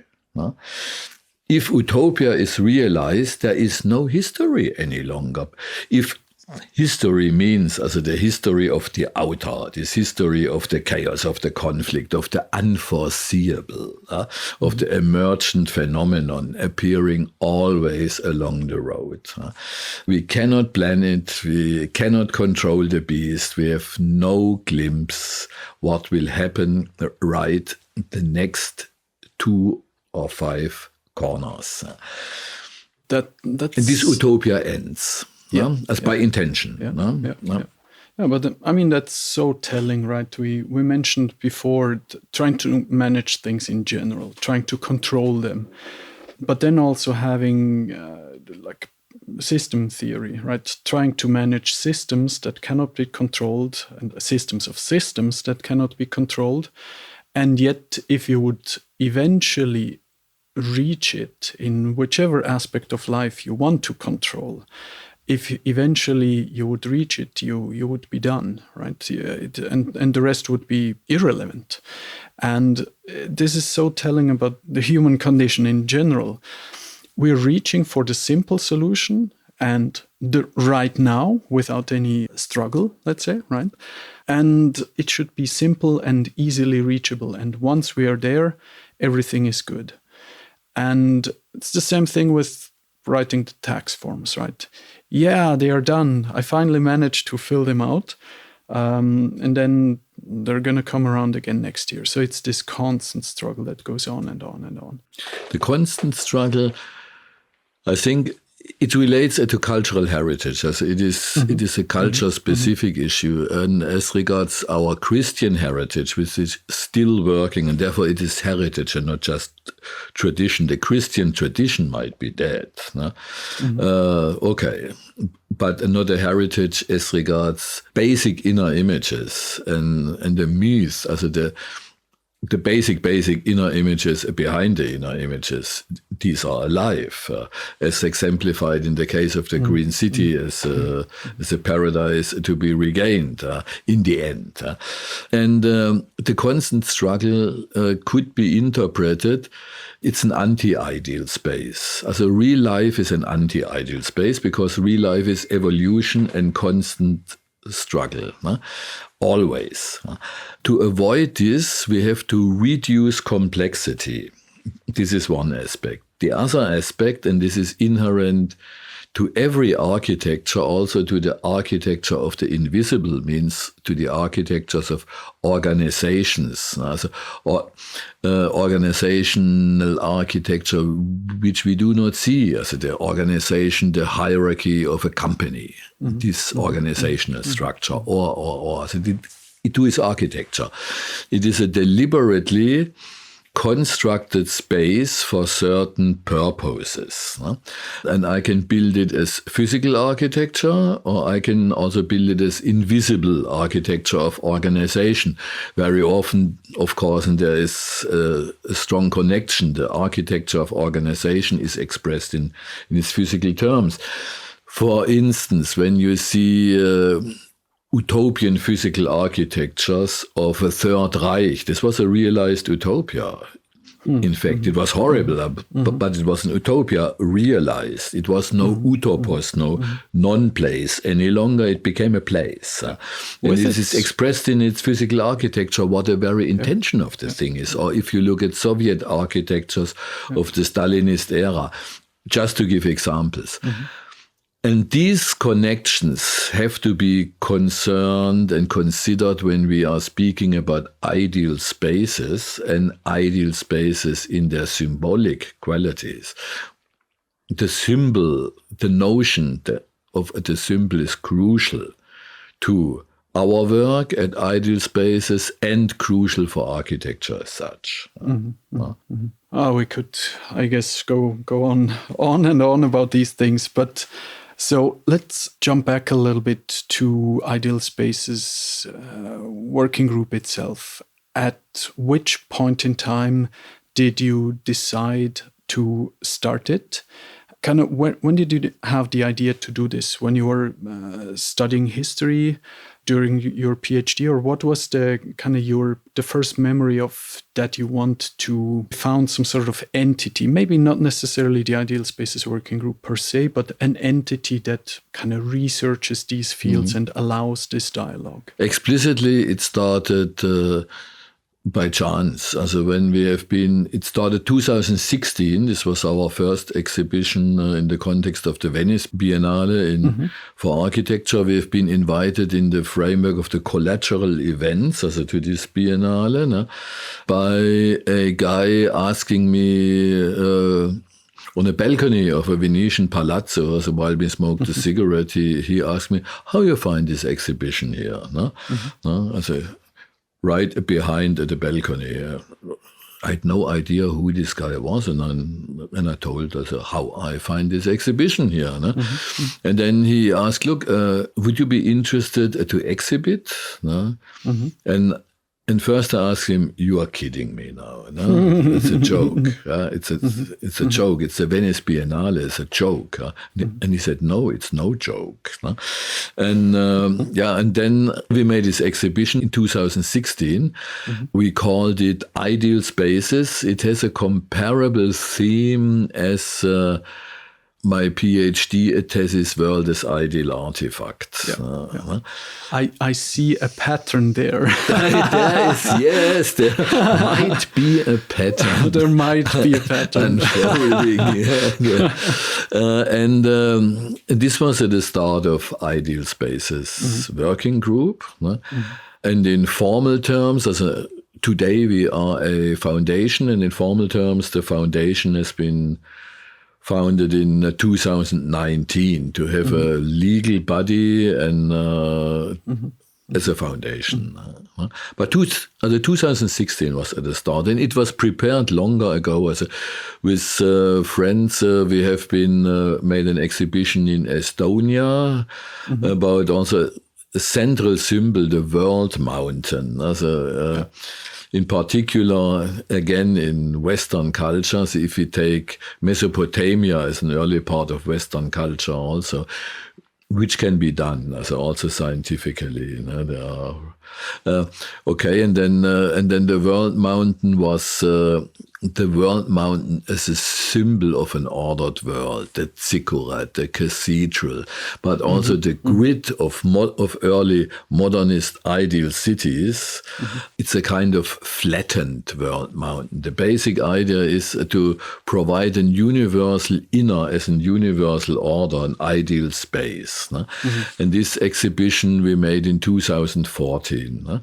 And then we had several conferences, with later members of the Ideal Spaces working group. And in 2016, we decided, okay, people, let's continue working. The more since, and this was completely unexpected by us, the more since this 2016 exhibition was prize nominated together with 6 other nominees out of a total of 173 exhibitors.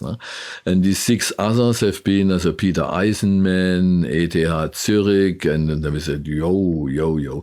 It's an interesting Huge theme. Success. We should continue with this. We should continue.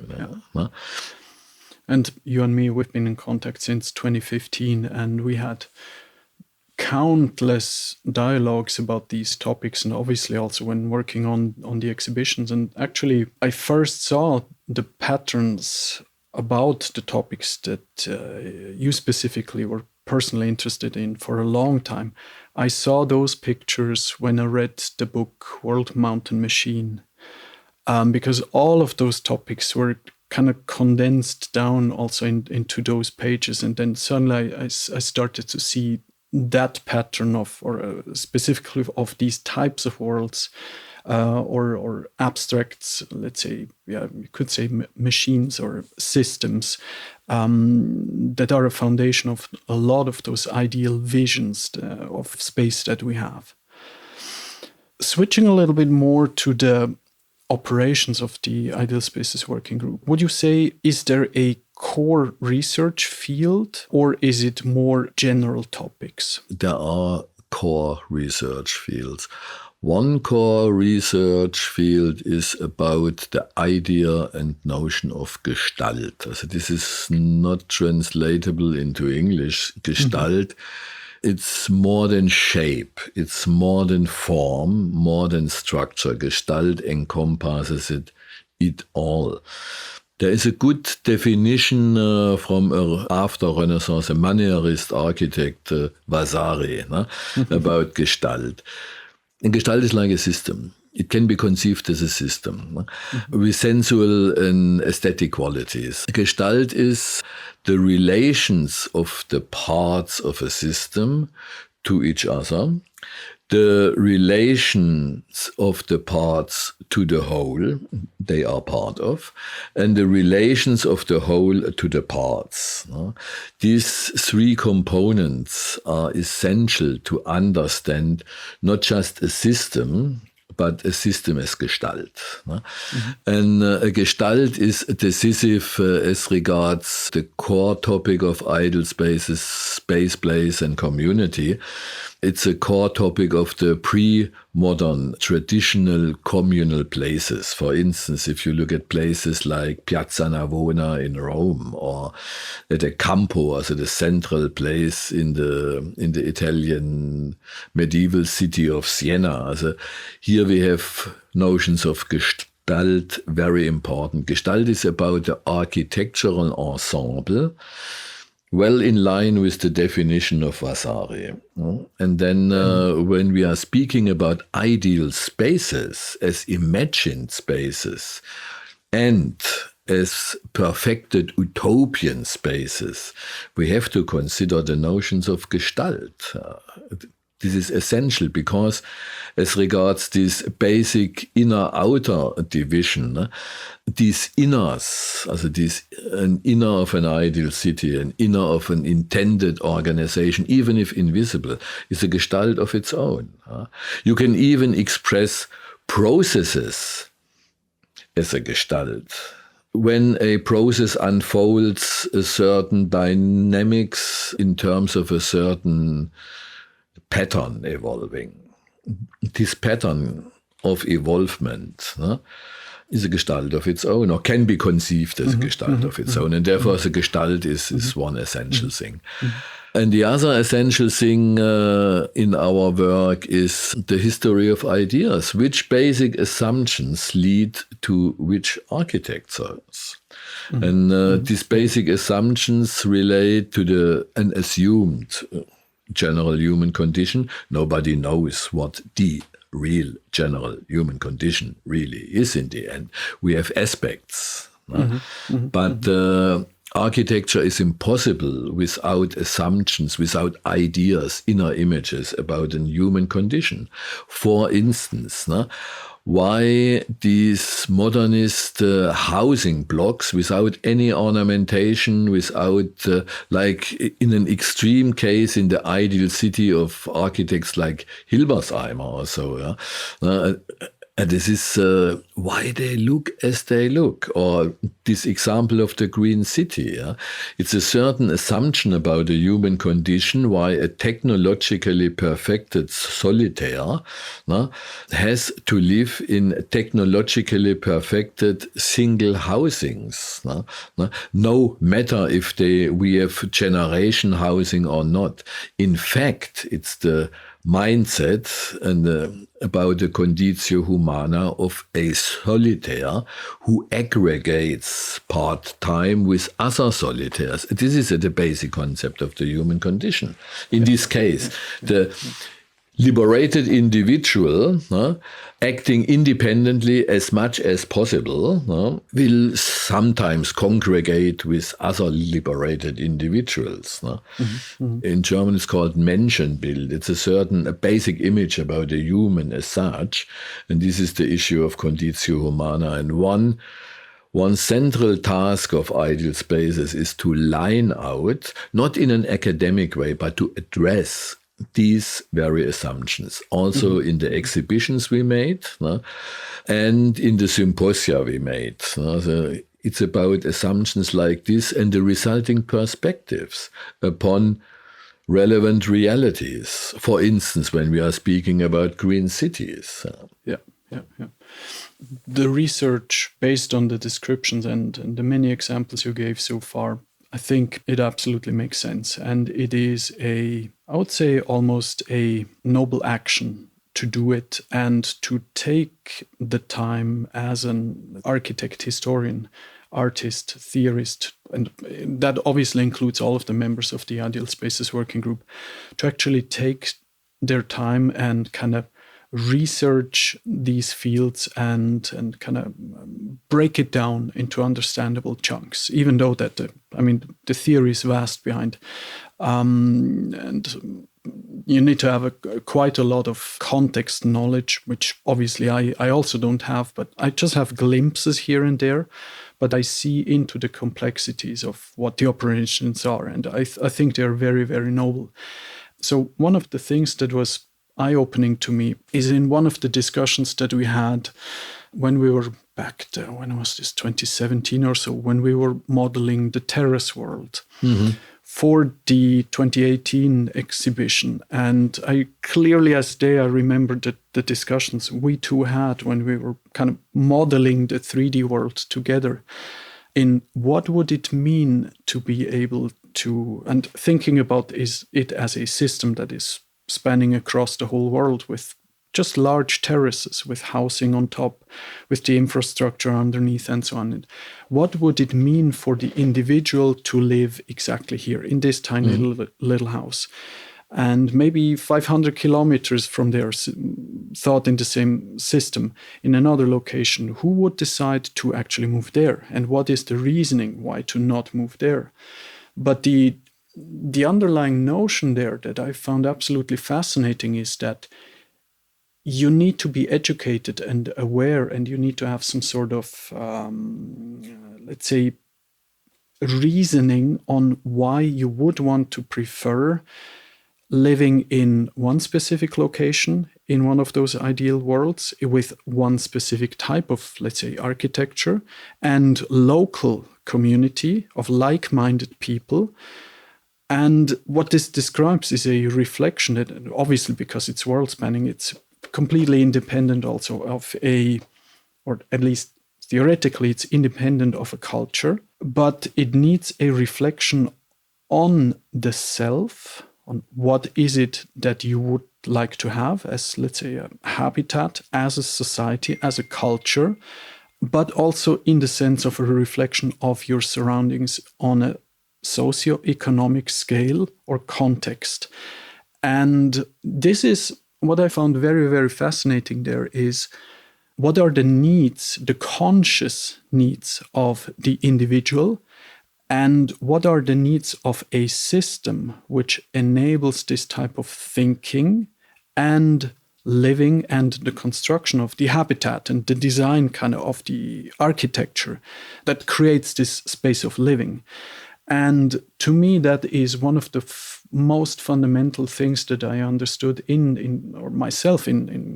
the dialogues that we had is the systems, the governments that are, should it be them that kind of dictate how we human beings should live and understand what good values are, so kind of top down, or should it come bottom up?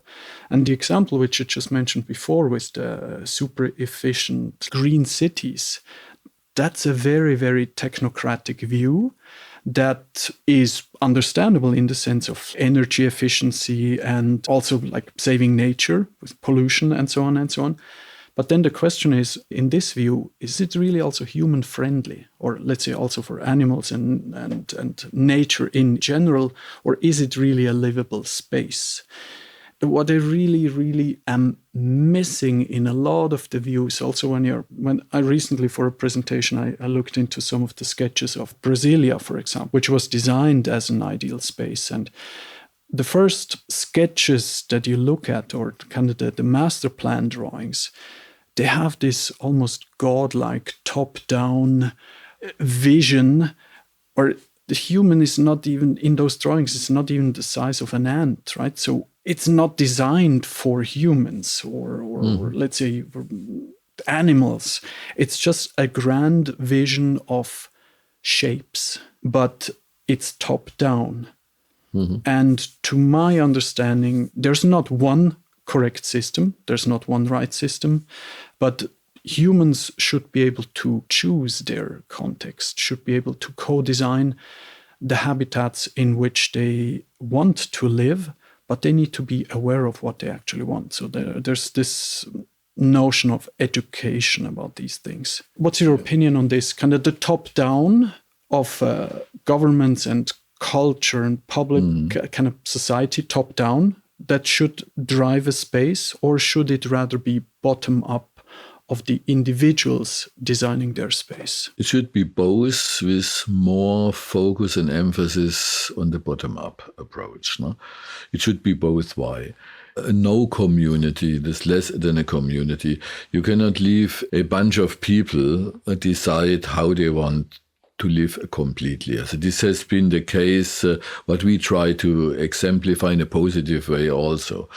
In the 2016 exhibition with the favela as the last scenario, we contraposted to all these top-down planned ideal spaces before. No?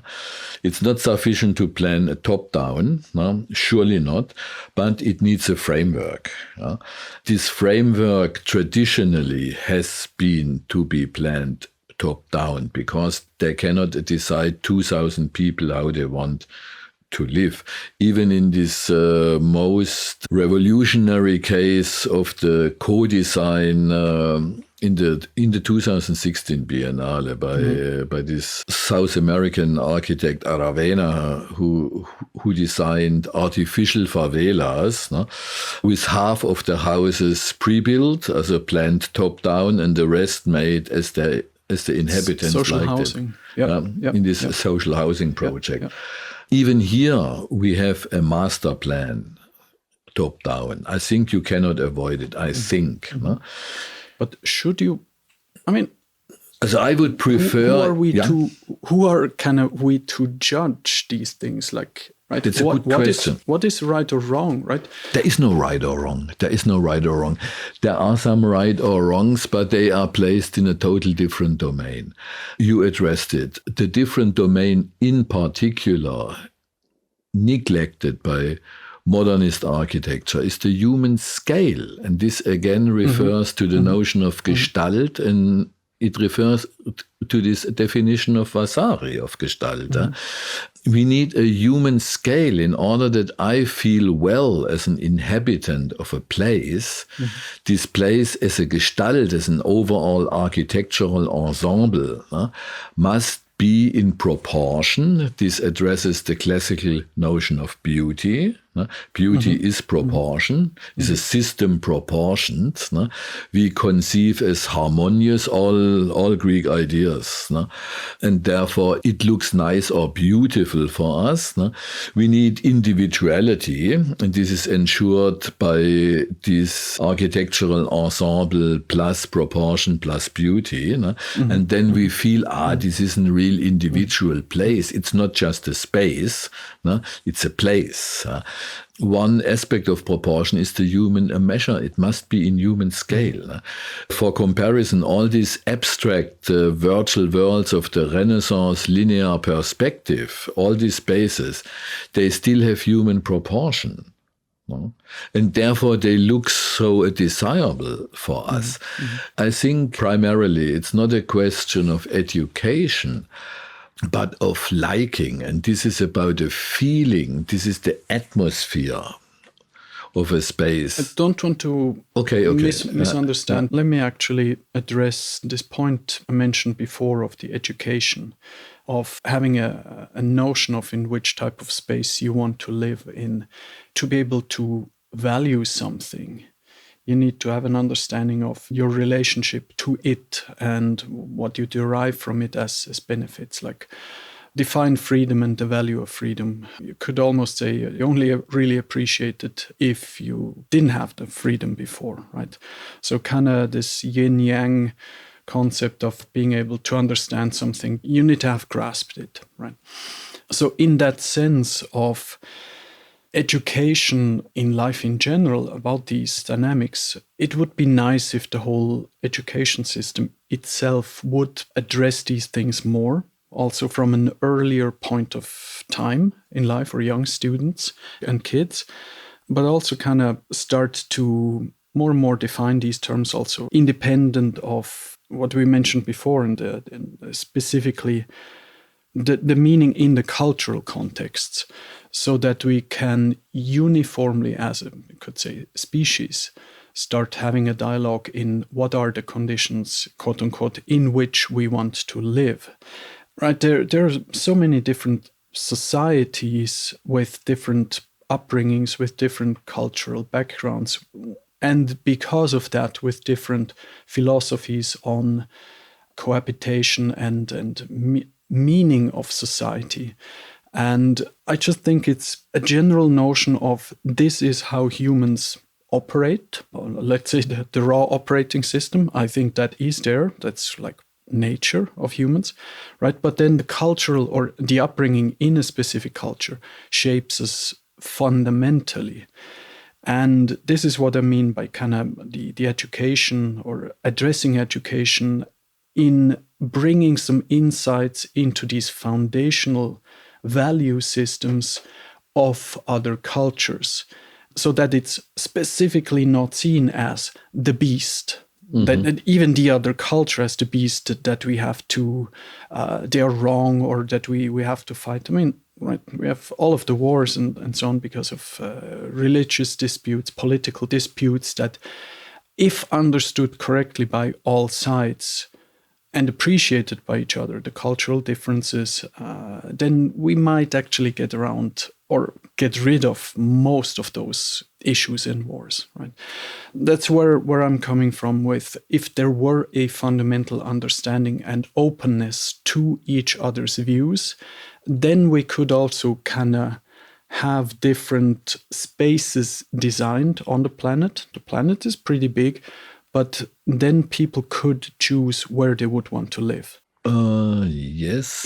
In the sense of, for example, if you are more an anarchist type of person that likes to basically live in old buildings that are not used anymore. I'm missing a term here, a description, but just living in spaces that are not used anymore. I don't know, right? For me, that's, for example, a perfectly good way of choosing how you would like to live. And other people living in, let's say, in our culture here in kind of Central Europe, see this as kind of a despicable way of wanting to live. There's let's say, a little bit of a condescending view towards this. But again, it kind of boils down to who are we to judge these value systems, right? I mean, I'm a very open person in these things, but I think fundamentally there's no right or wrong if it then boils down to either personal emotion, which is very subjective, or if it boils down to missing education. I agree what you said. In general terms, I agree. It relates, your point of choosing the way to live relates to a point we addressed earlier, the bottom-up approach. Now, I think we did not sufficiently treat this aspect. As regards an ideal space for a community, of course, and this is a matter of choosing also. I think the inhabitants, the future inhabitants of an ideal space to be created, of course, should co-decide what will happen, how this space will be structured. It's a very important aspect. And this is irrespective from the other point addressed earlier, that it needs an overall framework, a master plan. And a master plan cannot be made by 100 people. A master plan can be made by only a few people. But what comes into the master plan before it is drawn is related in large parts to a bottom-up approach to a co-decision process. This is one aspect. The other aspect, education, and this relates to the bottom-up approach, as well as on the top-down. You addressed it very well in my eyes. The education point is to be open to the very roots, the very basic inner images making up my culture that I'm belonging to. This can be the culture of a small group. This can be a culture of a larger encompassing system, like, for instance, the Occidental culture. But I have to be aware of it, and education means an awareness, an awareness with intention. I'm interested to know. Yeah, yes. And consciousness. Yes. And this relates to the other aspect you mentioned regarding openness. Openness also for the other.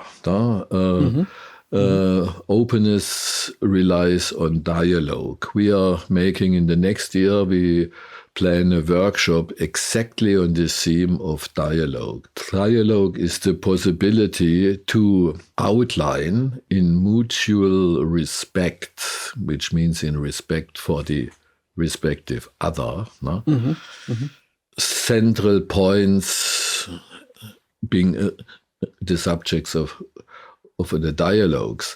Respect is essential, and I need openness to listen to the other's aspects addressed and the other's points addressed. And I have to be aware that the other has the right to be and to remain an other, and has not to be beaten down in the discussion, and has not to be rejected, because rejection is lack of respect. And this is a very essential point in the nature of a dialogue.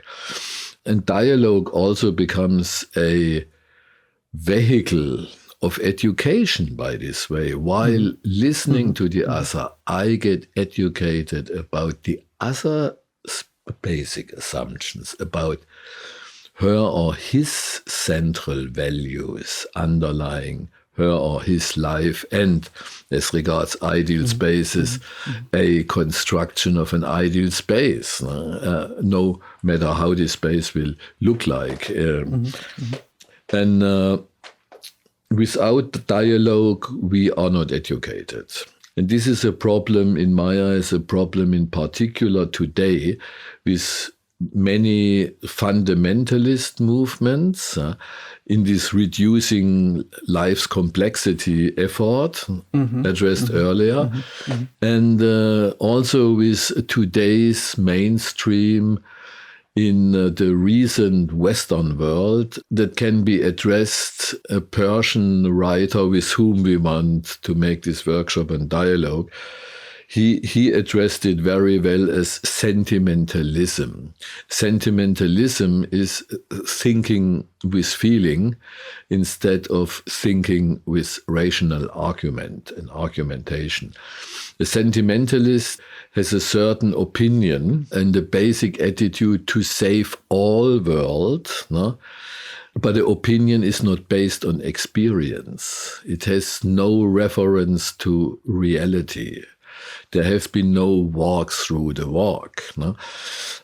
For instance, and this is a point in my eyes, in the recent cancel culture as a mainstream, there are sentiments, there is no argument. No?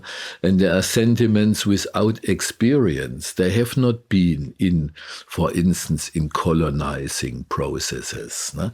They have no idea about how a city in a non-Western context, like, for instance, New Delhi in India with 23 million inhabitants, really feels and looks like in everyday life.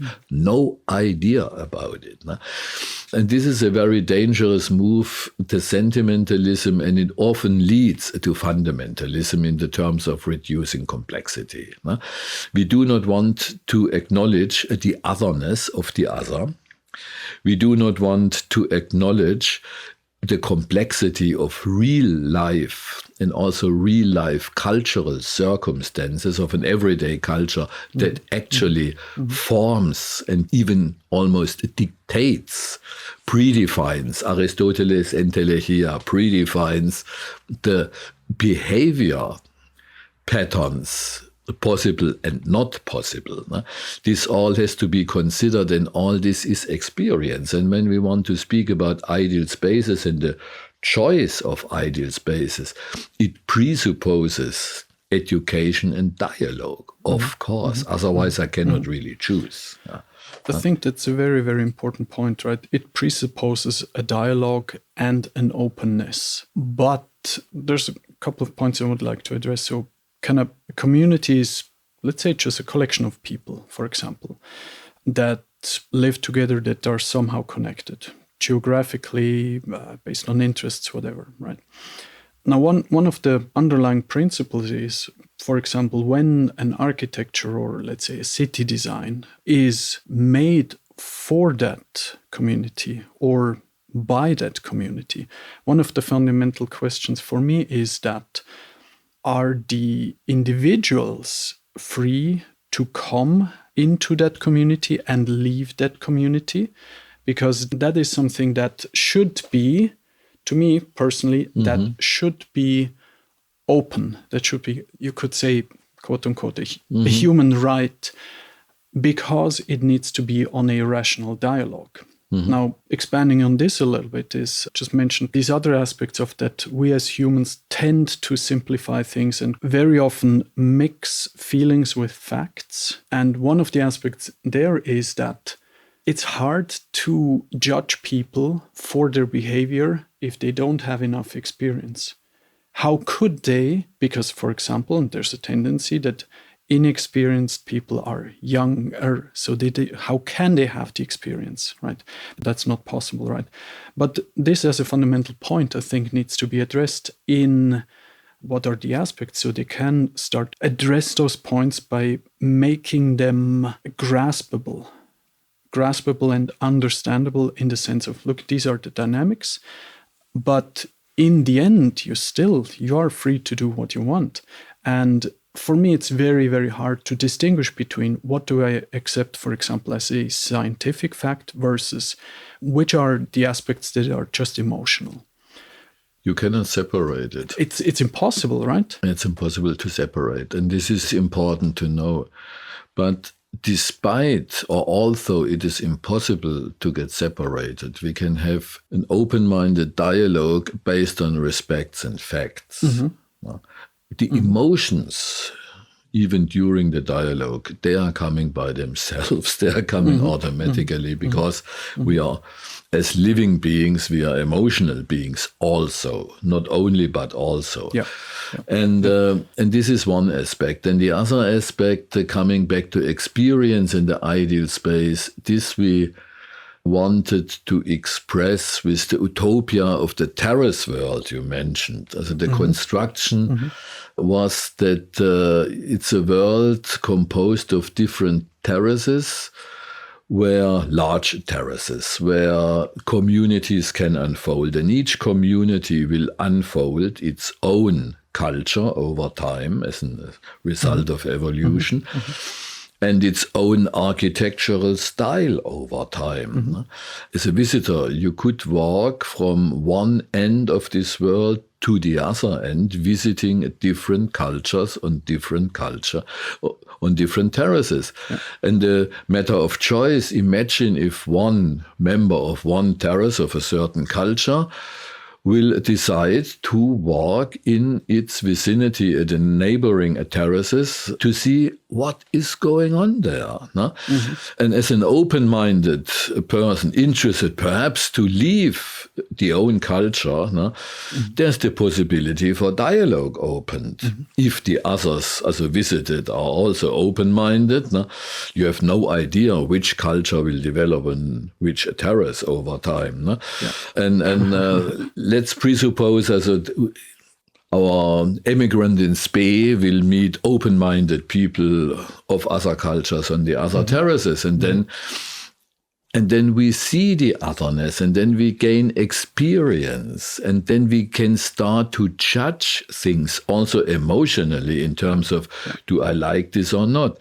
And as regards the ideal space expressed as an architecture is about the atmosphere. No?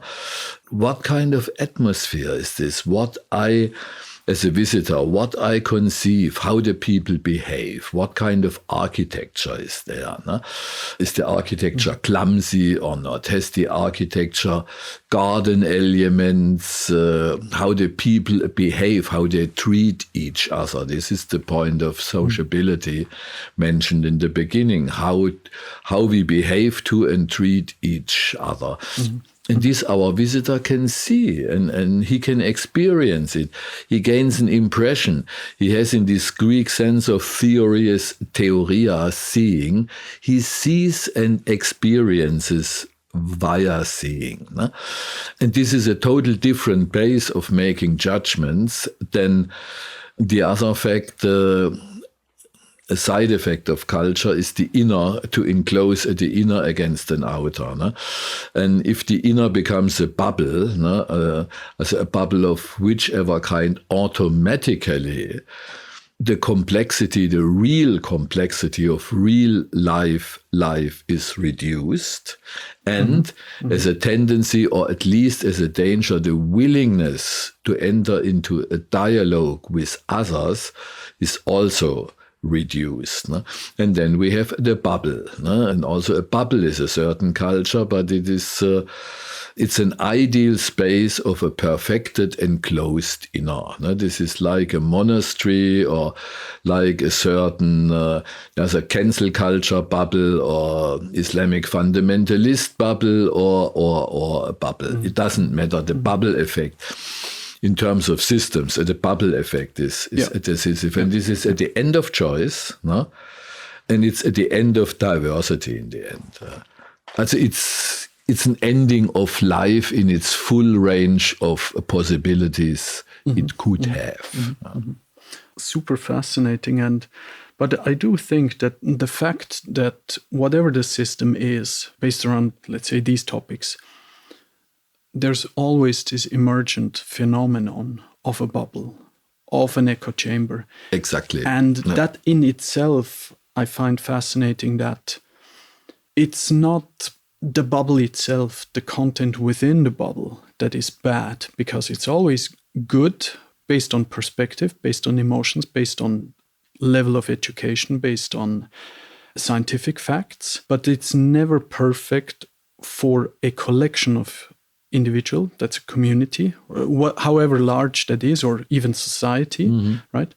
But that's a deeply rooted aspect of the conditio humana in itself, which can be grasped, right? I found this already very, very fascinating many years ago, when you say, well, this political system doesn't work, and this other political system would be much better, and we would have no more problems as human beings.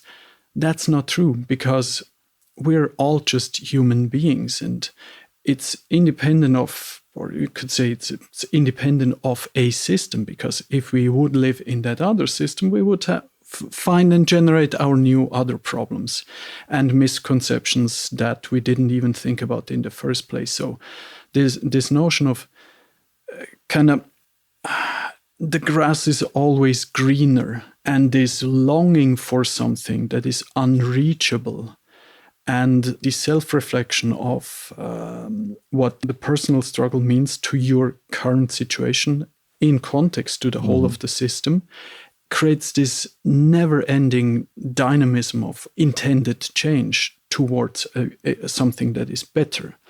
That's also what you mentioned at the beginning, the striving for the heavenly city, or for the heavenly kind of state where everything is in equilibrium and everybody is happy, or it's just impossible.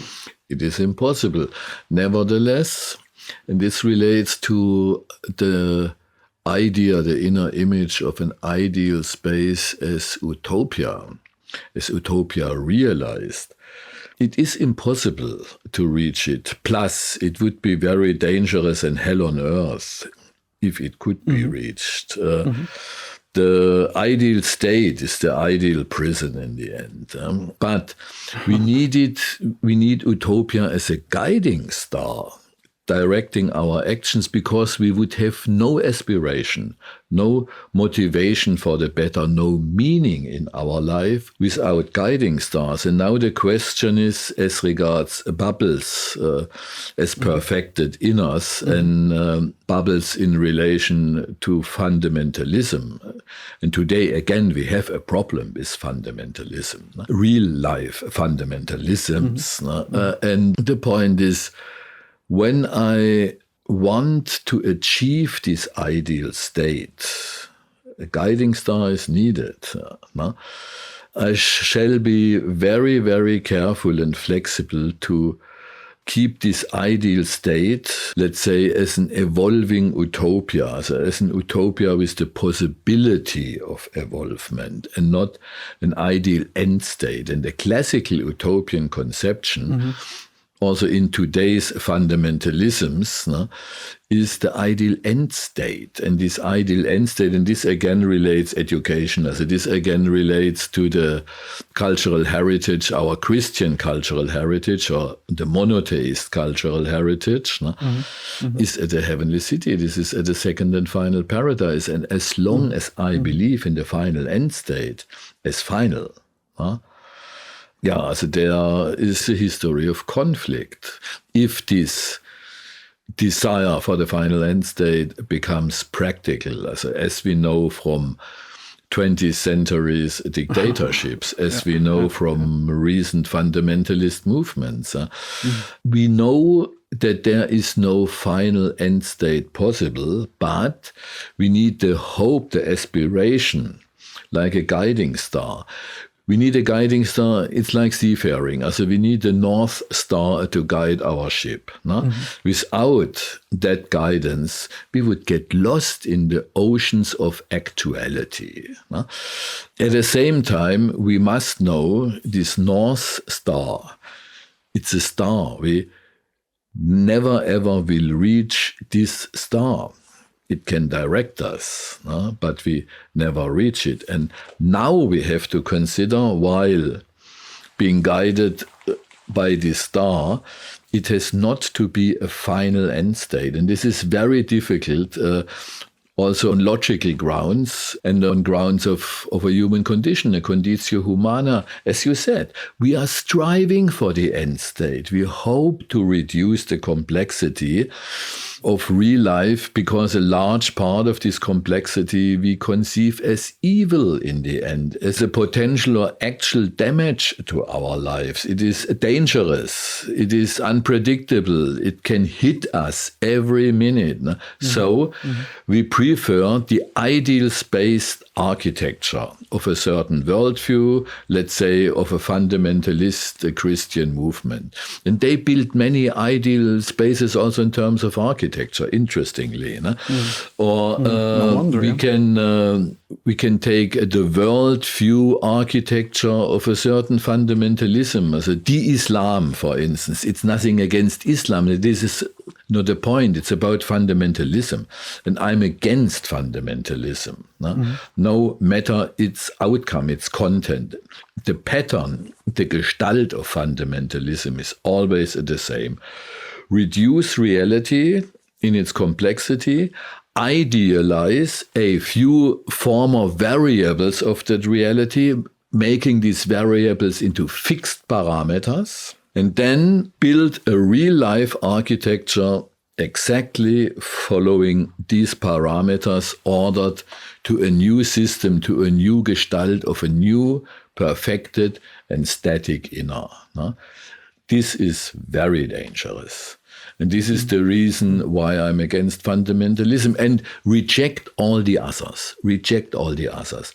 There are pagans, there are enemies, there are to be erased from a perfect world in the end. I mean, that's exactly what it boils down to. What I mentioned also before is whatever the ideal community is, whatever the ideal insert anything here is, it has to be ideal for all the individuals individually. I would say, in the sense of that, my lifetime is limited, my mental capacity is limited, and I cannot make all of the experiences that everybody else is doing. So the acknowledgement of an other person and of an other worldview should be the base of, or is probably the only base of, potentially achieving happiness for all humanity. This is the point of dialogue. If all humans would be end of gathering experience through the dialogue, during the dialogue. I can gather experience during the dialogue I cannot attain on personal grounds, as you said. My life is limited and it's not possible. But the other, if I'm open to the other, he can explain me a lot of life aspects I never ever had an idea that they even exist. In my eyes, the realistic point is this capability for dialogue is a scarce resource. And this is, it's a point of a humanist approach.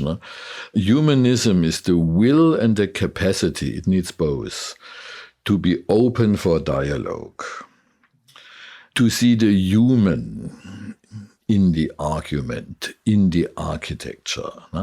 What happens if the architecture is inhuman? What happens if the other, my opposite, remains an opposite in the bad sense? She is not open for dialogue. He rejects me as a kind of enemy, as in the end as a kind of enemy, as when the otherness gets a force of evil, and then the road to hell is open. And then the ideal space, and this is an important aspect of ideal spaces, of traditional ideal spaces. The ideal state is an ideal prison in the end, or it stands in the danger to become an ideal prison if diversity means individuality, means otherness is not allowed. What we do then. And this, I think, is a big problem in secularized Western societies, because there is no community or feeling of a common set of values any longer. We are fragmented societies in the West, being fragmented in many, many small systems and many, many small cultures. And we have many individuals who are not even belonging, as by their own assessment, not even belonging to a certain culture. They want to be liberated individuals in the final sense. And this too is a cultural heritage of Christianity. This is our Christian heritage. The individual can be liberated.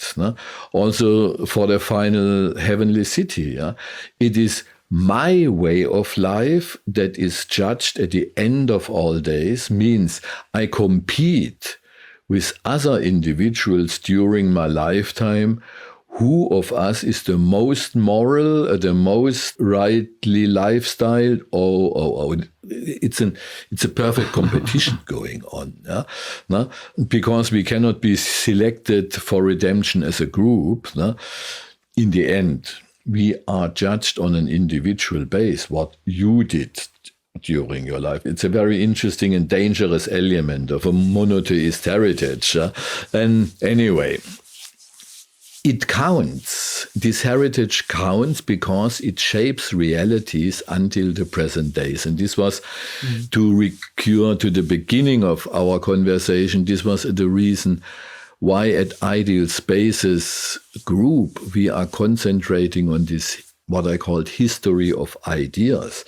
It's not in a dry academic sense to investigate history of ideas. It's about the basic assumptions. And these assumptions are shaping real world realities in the end. And that's at the point why they are important. And we touched on a lot of highly pressing cultural issues at the moment, right? There's religious wars going on, there's culture wars going on. Society seems to have become more and more fragmented into, you could say, splinter societies or splinter communities, which technically, if you judge them by evolution, or not judge them by evolution, but looking at evolution as an ever-changing system in itself, this is completely, let's say, feasible as part of evolution, right? Because we don't know what the next steps could be. But again, I think for the audience, it's also really important to see that this is not about judging these things. It's about the analysis and having the dialogue about these things. Exactly. Right. So a lot of the references made are, let's say, coming from the Christian idea or ideal or humanistic education and the Enlightenment and kind of those things. Those are, I mean, who knows what is right or wrong, right? But it's about the dialogue and what can we do with those things. This is one aspect, and related to it, you mentioned it, you addressed it. It's also about values, and this is a very, very difficult issue now, because values tricky. Also lead to anti-dialogue. Values, on the other hand, are needed for keeping a dialogue. The will to have a dialogue at all can be served as a value. It serves as a value. It is a moral judgment. So what the philosopher Kant said in abbreviated. So it's no quote, no literal quote of We have Kant. A couple more hours. But he said, either as human beings and as human beings in a society, living in a society, we have either the point of making moral judgments, or we can live by pure function. And modernism and the recent encompassing system of a neoliberal cultural and socio-economic system we have now, has the ideal of the pure function. And this relates to other aspects, also to my thesis world as ideal artifact. And the pure function is the ideal world as an ideal artifact. This is free of any values, seemingly. It's not really true, because to decide for such a world is a moral judgment too. it's a pre-decision. But in itself, it is a world that functions like the perpetuum mobile, the cosmic construction of a capitalist value chain. This is free of any moral judgments. This is just function, the primate of the function. And to decide for a primate of the function is the moral judgment beforehand. And then we go on with this system. And this is an alternative to moral judgments. But an ideal space, no matter if really reachable or not, and no matter if it would be feasible to really reach him as an ideal end state, as what we had. No matter these points, an ideal state needs moral judgments upfront. It needs values to decide for some phenomena that they are values. For instance, that human rights, as we understand it in the West, are values. This is a debatable. For other cultures, it is a debatable. For instance, or to define democracy as a value is debatable in other cultures. So in a dialogue means I must be open to go into a dialogue with a member of a culture, for instance, who has no idea about a Western Enlightenment, no idea about human rights, and no idea about democracy. I have to enter in a dialogue nevertheless, despite my first reaction would be, oh my God, what to speak with this guy? At all. It's just a natural reaction, right? It's a natural reaction. And this is it's part of the human condition to react like this. My God. So now I'm speaking with a Chinese party philosopher about the ideal state. This is... So, or with a Confucianist about the ideal state. This is very interesting, to say the least. But still it needs dialogue. And dialogue, to close this with the moral judgment, dialogue means not indifference. There is no tolerance. There is no, at least in my eyes, there is no tolerance for fundamentalism of every kind. And what is fundamentalism? Brought down to its core. It's the will to favor the own group at the expense of all others. Also fundamentalism is the decisive will to destroy variety, means to destroy life in the end. The decisive will. There shall be only one. Also like in monotheism, mono is not many. Mono is only one interpretation. And this is not an interpretation. This is the true belief. This is it's the ideal space in the end. And this is fundamentalism when it gets aggressive, when it starts to destroy the others, also physically. And I've seen cases also in my former life of my professional praxis. I have seen cases of violence in exactly this direction. If you experience it, you think differently about it. And then you are not open to everything. A dialogue is not open to everything. Yeah. This has not to be misleaded. If we didn't go there before, but if there are guns involved, it's not really a dialogue. It's not a dialogue. It's an interaction. In technical terms, it's an interaction, but of a certain kind, of course. Yeah. I have seen these interactions, and therefore I'm very decisive against fundamentalism. It's a lot to process.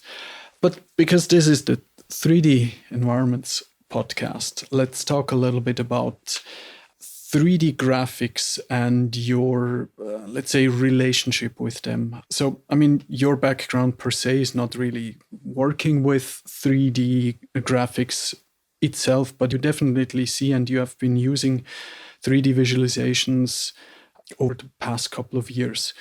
How did you start using them, and how did you decide to incorporate 3D graphics in general as more and more in your work and in the exhibitions? The reason was we can express an ideal space in both its dimensions as an imagined space and as an utopian space. We can express these ideal spaces the best via images. And we can either paint these images in a traditional way, no? Or we can use 3D graphics. And 3D graphics has a series of benefits. You can make moving images and not only standstills and so on. So there are possibilities. And the basic idea underlying these 3D graphics is not 3D, but to express sceneries of imagined or real worlds, no, as a believable space. No? If we take a certain world, let's say the terrace world, no? And if we want to convey the very idea, no, lying behind the terrace world as a symbol, as a full representative for a certain lifestyle and a certain mindset. No? And then we have to pin it down, literally. Also we have to picture it. We have to show it as a world, as a believable space. And this believable space is a part of a larger world we do not see in the respective image or in the respective movie about this world. These images are just cutouts, no? And therefore the notion for a whole world of the same or comparable style. And therefore the notion of style became very important in our exhibition work. No? Style is the specific way in which things are done. No? And as the philosopher Nietzsche said, culture is unity of artistic style in the end. No? And culture can be recognized in this unity of artistic style. No? And next to style, an important issue of presenting sceneries of worlds as believable spaces is Gestalt. Yeah? We need to have a look at the proportion, at the atmosphere. It's very hard in 3D also to convey an atmosphere opposed to classical paintings. Anyway, atmosphere means these spaces presented shall convey a certain intention, in parallel a certain mindset, in parallel a certain an invitation for the visitor to imagine what it would look like and feel like if I, the visitor, would live in such a world. No? So and therefore Gestalt is an atmosphere is very important to our work. No? In designing also concrete 3D spaces, no? So as parts of concrete worlds. Yeah. So there's a very deliberate choice of using, like, straightforward, to use visuals to communicate. That's one of the aspects. Also because with 3D graphics, then you can actually consciously communicate without lengthy, let's say, textual descriptions. You can consciously show geometric patterns, sizes, scale, with, let's say, little effort to actually create an entire world. And a big aspect, I assume, also is that, you mentioned it partially before also, that because you're kind of constructing different types of ideal worlds, you cannot build them completely, right? And even more immersive would be to literally build them, which is quite impractical. So the next best thing would be just to use like windows into those worlds, exactly. Yeah. which are again just a symbol. And again, I mean, the pattern over the last 2 hours or so of things we discussed is it's always a dialogue about the things, and the dialogue about the qualities of space, the qualities of, let's say, cultural understanding, the qualities of spatial understanding, and just to communicate these ideas. Exactly. Right? And this relates again to the notion of Gestalt. For Aristotle, to cite him again, Gestalt, and this was a thought, a direction of thinking the philosopher Heidegger also took on again. Aristotle said the Gestalt, the morphe of things, reveals the essence of a thing, its very nature. And this is an important meaning to when we speak about ideal spaces, theoria, to see them, to speak in a very direct way of speaking as visuals. We have to see them. Yeah. This is one aspect. And the other aspect, and this is also has been part of the basic methodology of Ideal Spaces Working Group, in parallel to an exhibition, for instance, for a certain theme like ideal spaces as a tendency in the Western world of increasing abstraction from the individually real, we made an exhibition of it, and in parallel we made a symposium to the very theme. We speak about it, and this in the next future, we already started this year with this. In our foundation's seat, which is perfectly suited, it's a villa from the 50s in a 4,000 square meter garden in a landscape protected environment. There are no traffics, no houses around us. We want to make this unity of the spoken word, also of the traditional symposium, with visuals, with art integrating into a unity. And then we have the theme presented as visual, as a believable space with atmosphere in the end, also with a certain expression. The space conveys to us, the visitors. It's not just a matter of individual and subjective perception. An atmosphere is a bit more than that. And to combine this kind of visuality with the traditional element of the spoken word. And then we have both.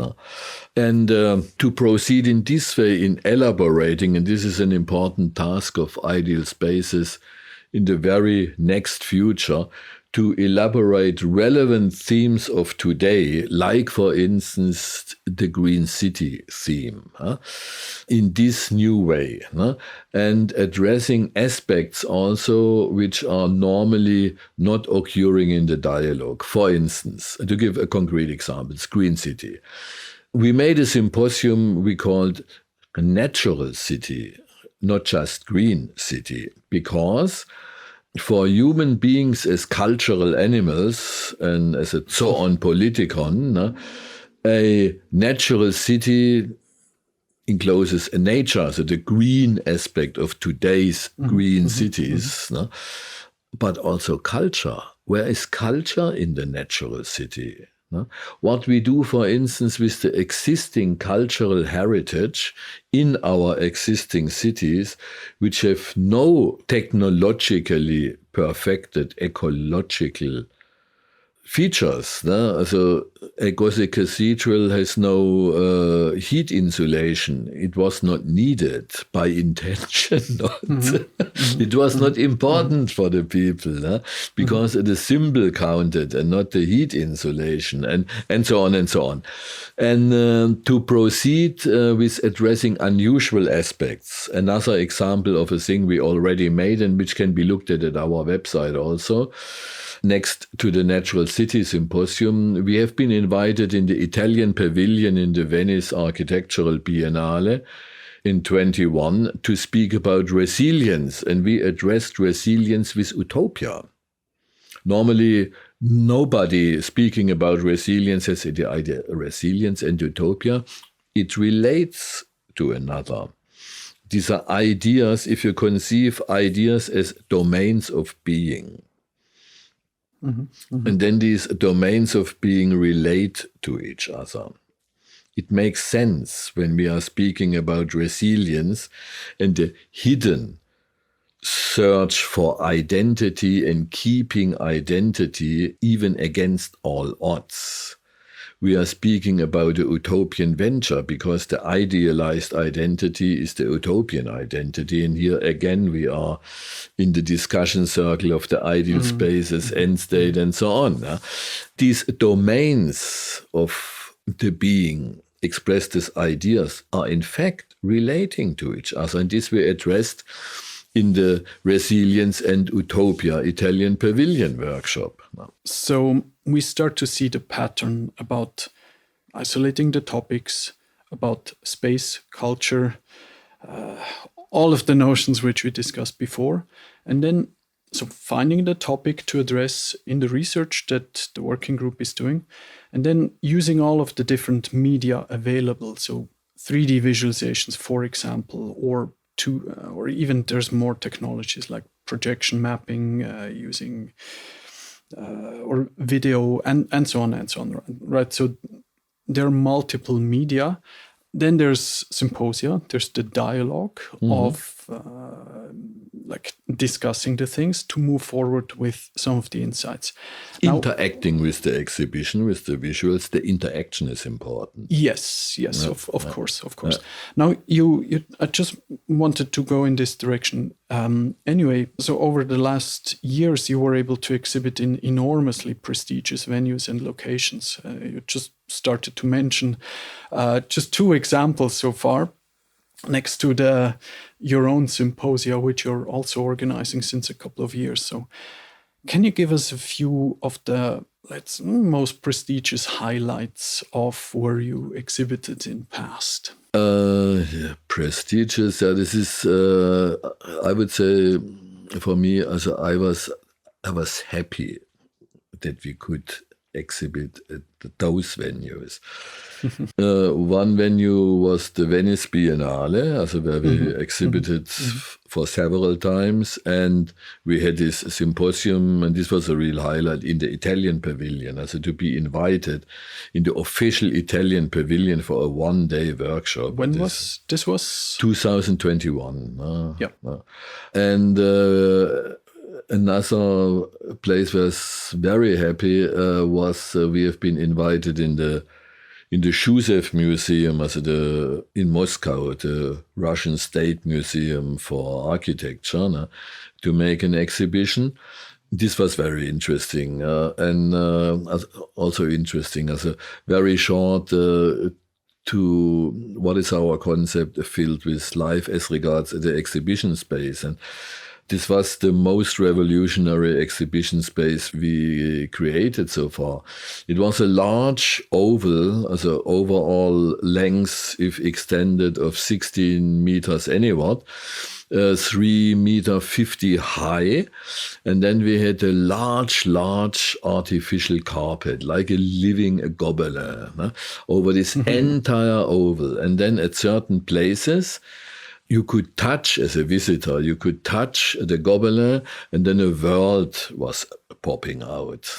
And this was very, very interesting. And as a concept, we just even started it with the Moscow exhibition. This can be further elaborated.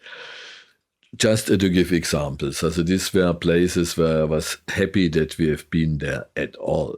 That's very, very impressive. And you don't just get into these, let's say, realms or spheres without a solid background in the theory. And you need a background. This would be feasible, let's say, in these terms. I guess the rest of the discussion we had kind of proves that there's a foundation to the rights to step into these spheres. So hopefully, obviously, there's also more to come of those in the future. Oh yes, and this is why we have if we conceive it in a positive way of entrepreneurship. Entrepreneur is not only maximizing profit, but an entrepreneur is is a person who tries to realize something in a longer term than a directed way, also with an intention, with aims.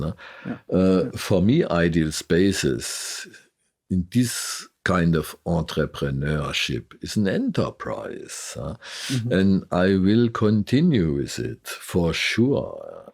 What would you say are the universal or fundamental aspects and qualities that human needs in the urban space to thrive? They need place for community. They need places where they can gather and they can relax also. So traditionally, what would that be? The communal place, the piazza, the marketplace, the Greek agora in former times, and the park. Very important is the park, the public park being accessible to all, where they can relax, and it's a glimpse of nature, at least, the park. This is essential. Next is to stop, if ever possible, the ongoing urban agglomerations. Today, in the large cities, we have no cities any longer. We have some amorph agglomerations of endless architecture. And to create frame conditions for healthier conditions for the inhabitants, which is very, very optimistic. And at the same time, I have been in quite a few non-Western urban agglomerations. Even speaking about the idea of an ideal space becomes nearly obsolete, as utopian in the common sense. But these people have a feeling of community. These people have a feeling of atmospheric spaces too. These people have a feeling of respect and dignity. And they have a feeling for place and for the relation between place and community. They definitively have it more than many Western people I met, because we have been detrained. We have been relearned as modernist individuals following the Western modern muse of the liberated individual as a small enterprise being in a complete and encompassing social Darwinist competition of all against all. We have to rely on ourselves. We have to trust on ourselves. And this again underlines the necessity of looking at basic ideas, at the education main point. I think living in a city, in a community means also mutual assistance. When I'm getting troubles, when I'm have to go to the surgery, when I need something, it's an important aspect of sociability as a taking also care of each other. I know that my neighbors will help me and I will help my neighbors.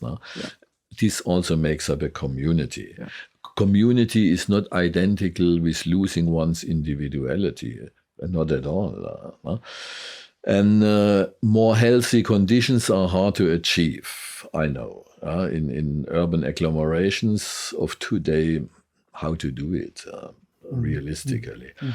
What needs else would be a complete rethinking and a complete abandonment in the end of the existing neoliberal market regime, because this regime is worldwide active and not only confined and no longer confined to its area of origin, a Western culture.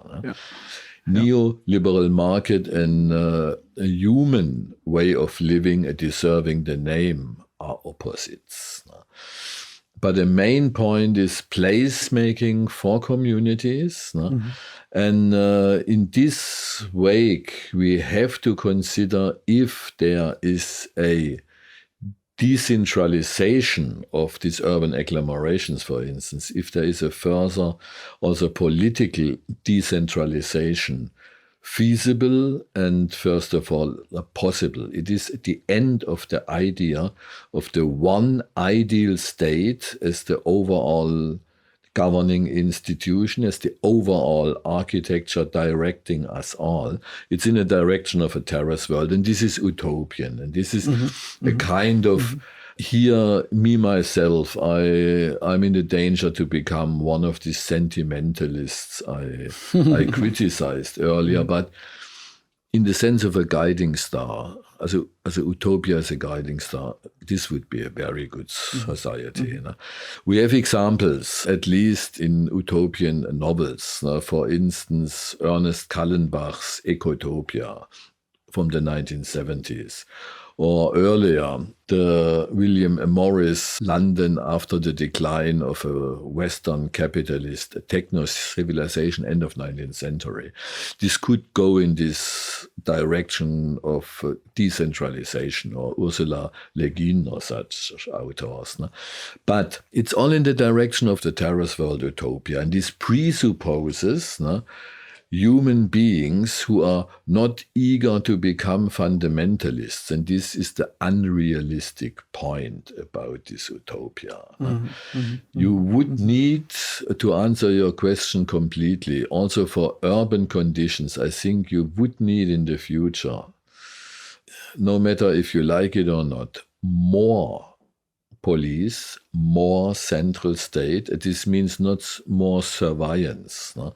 It means as an ordering force. I do not want to end up in a Mad Max scenario. No?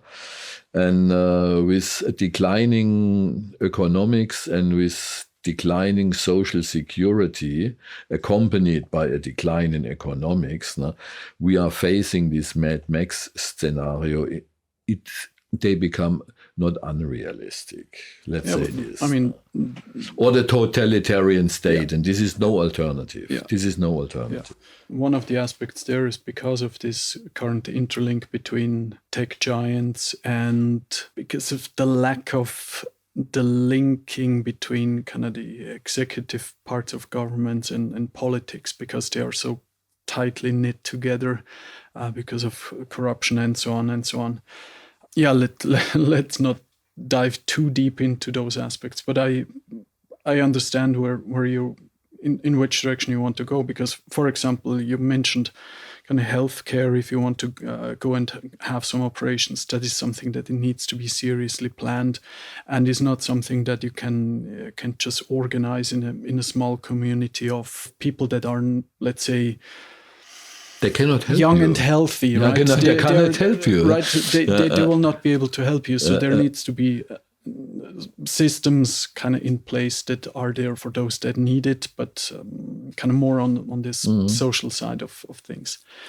Now, I mean, you mentioned you've been traveling all over the planet to see references and to study the local, like, the architectures also and cultures. You've been in Spain, you've been in Italy, you've been in multiple times, I believe, in India, also in the Middle East, and also as part of the dialogue in the Ideal Spaces Working Group, you also were in contact with the founders of, just forgot the name.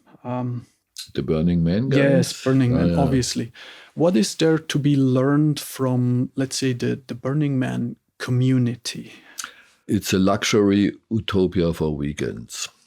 It is, this is one aspect. Because it goes into kind of this direction of an art community, right? Yeah. Right?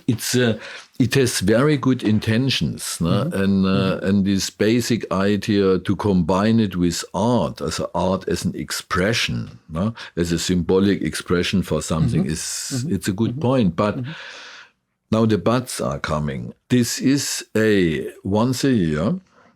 It is in an Indian territory. I asked, had you contact with the local Indian tribe and their traditions? No. We just as a got their land and we respect them. Okay. But I mean a dialogue. Did you speak with them? Also you have a fire cult in Burning Man, and this culture also has a fire cult. What the hell? Why you did not speak with them about their fire cult? And it's a part-time utopia, a weekend utopia, because the people are meeting once a year. No? You can argue, this is the only realistic way to be utopian at all. No? If you are no billionaire, might be, especially in the United States as regards this Puritan capitalist cultural background, might be. But it makes, in my eyes, my hope would be, what would happen if we would make the Burning Man for a permanent village, as a permanent place of a community, and would extend our expression by art line consequently in this more permanent village? What would happen then? Instead of meeting once a year, making beautiful artworks, destroying them afterwards, that's also a symbolic message, of course, leaving no waste behind, and then we meet next year again. I cannot understand, it's not my philosophy. I was invited by one of the art directors years ago to contribute, to give my thoughts on the statutes of the Burning Man, which I did. This is one important point, to get active. When you are asked for making comments in a meaningful way, make it. But the movement as such, this is not a viable community. This is a people. It's a community, and as far as I experienced it when I was invited at their annual convention, it's a very good and closed community in the positive sense of closeness. No thing. But the next step would be, as regards places for communities, make it permanent. Try to make it permanent. What would happen if it would be permanent? No? This would be my point. There would be no Burning Man festival in this way in a non-Western culture, perhaps even not outside the US, as a viable cultural tendency. There are many religious feasts, of course, in other cultures as part-time events, not as permanent things, but they are declared as a feast. Cool. All right. Let me go back. I think we're almost kind of slowly reaching the end here, but I'm interested in one of the topics that we have discussed many, many times.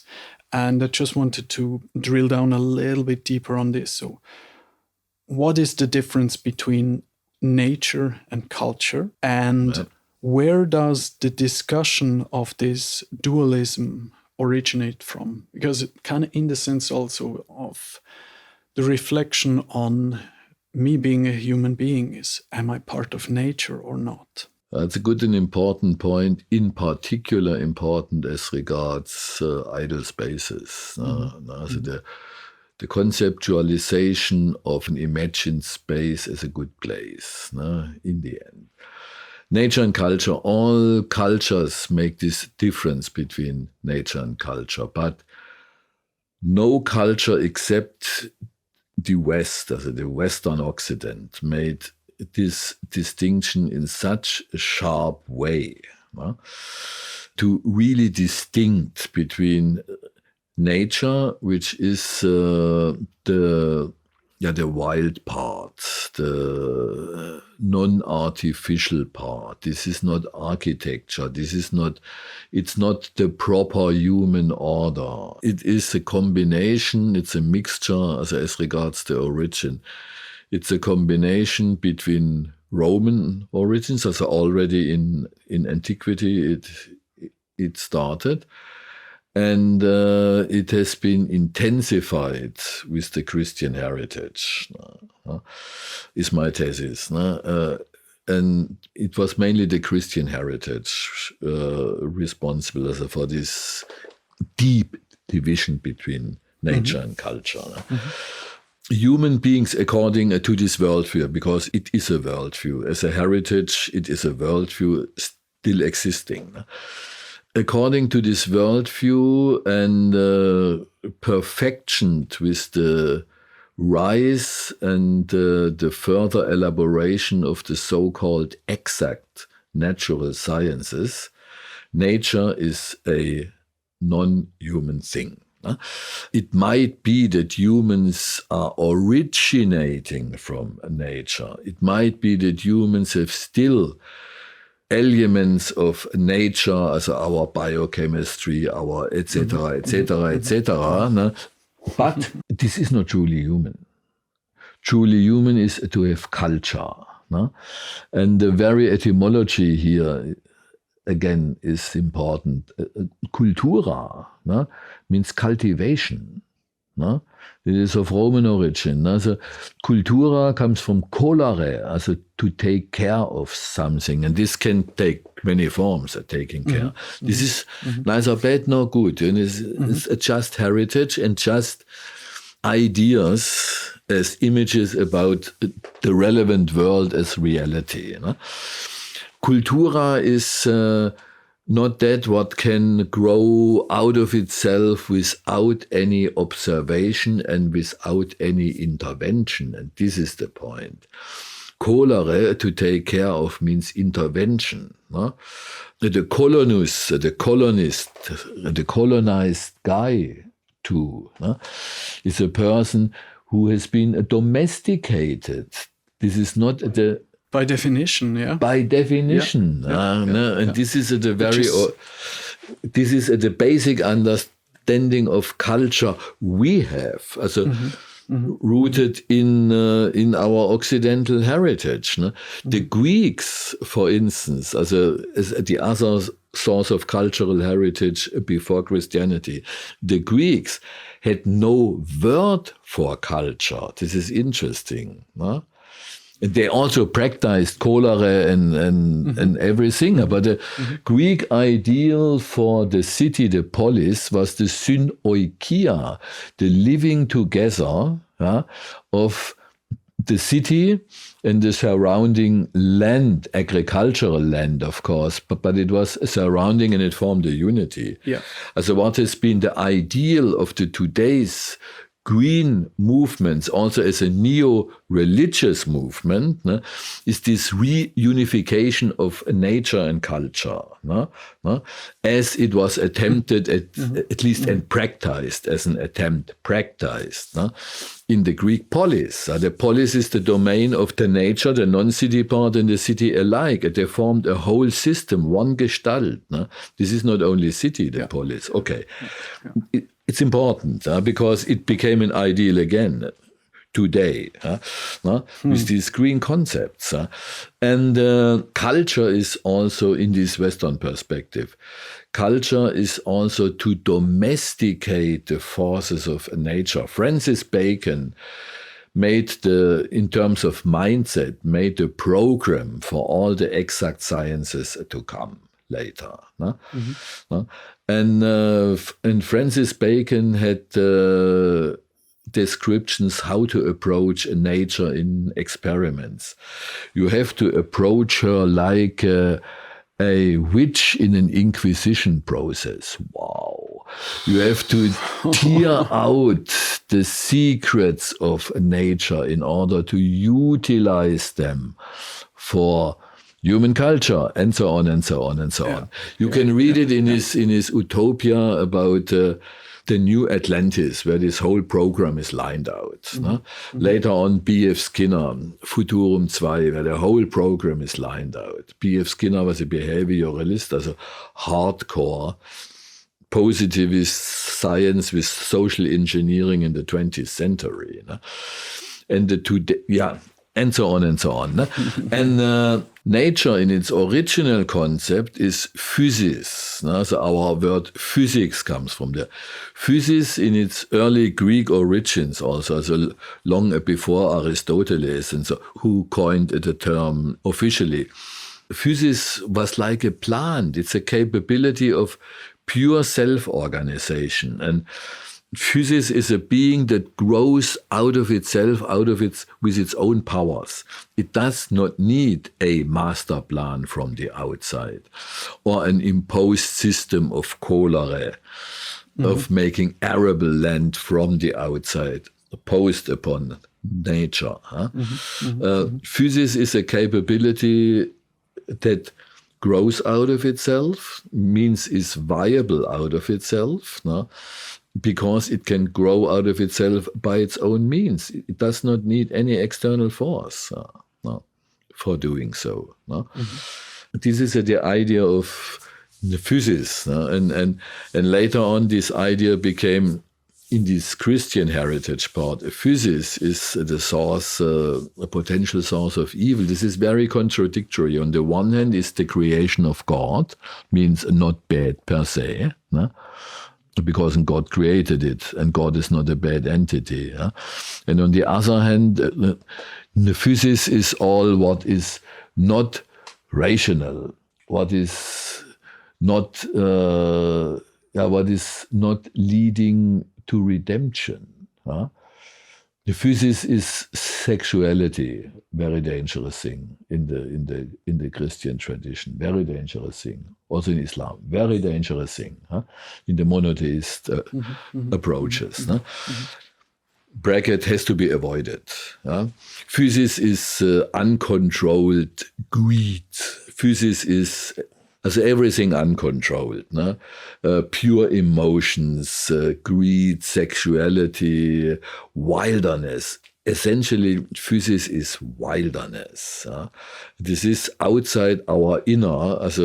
When we leave, for instance, our ideal city planned after the discovery of the New World, at the fringe of the ocean and the Mesoamerican jungle. The jungle and the ocean, this is physis. This is, you cannot control it. And it is threatening you, at least in a latent way. It is potentially deadly. This is physis. And you have to make cholera. You have to cultivate it. You have to domesticate it. Cut down the jungle, make an arable field out of it. Control the growth, control the indigenous people you encountered, control the animals, control everything. Yes.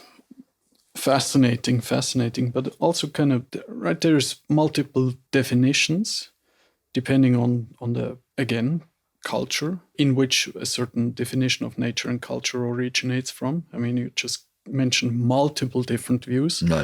That in itself is also eye-opening, but then also kind of knowing these things is, how do you look at cities where nature is more and more tamed nowadays, the green cities, the planning of green natural habitats? Isn't it kind of a typical human aspiration to still try and control what cannot be controlled? Right. Yeah. That's a good point. I think yes. And it's a Western cultural approach. And this is not bad. I like this city is a park intention, personally. The English garden and so on with the geometric patterns. I love it. Sure, I love parks. I love parks.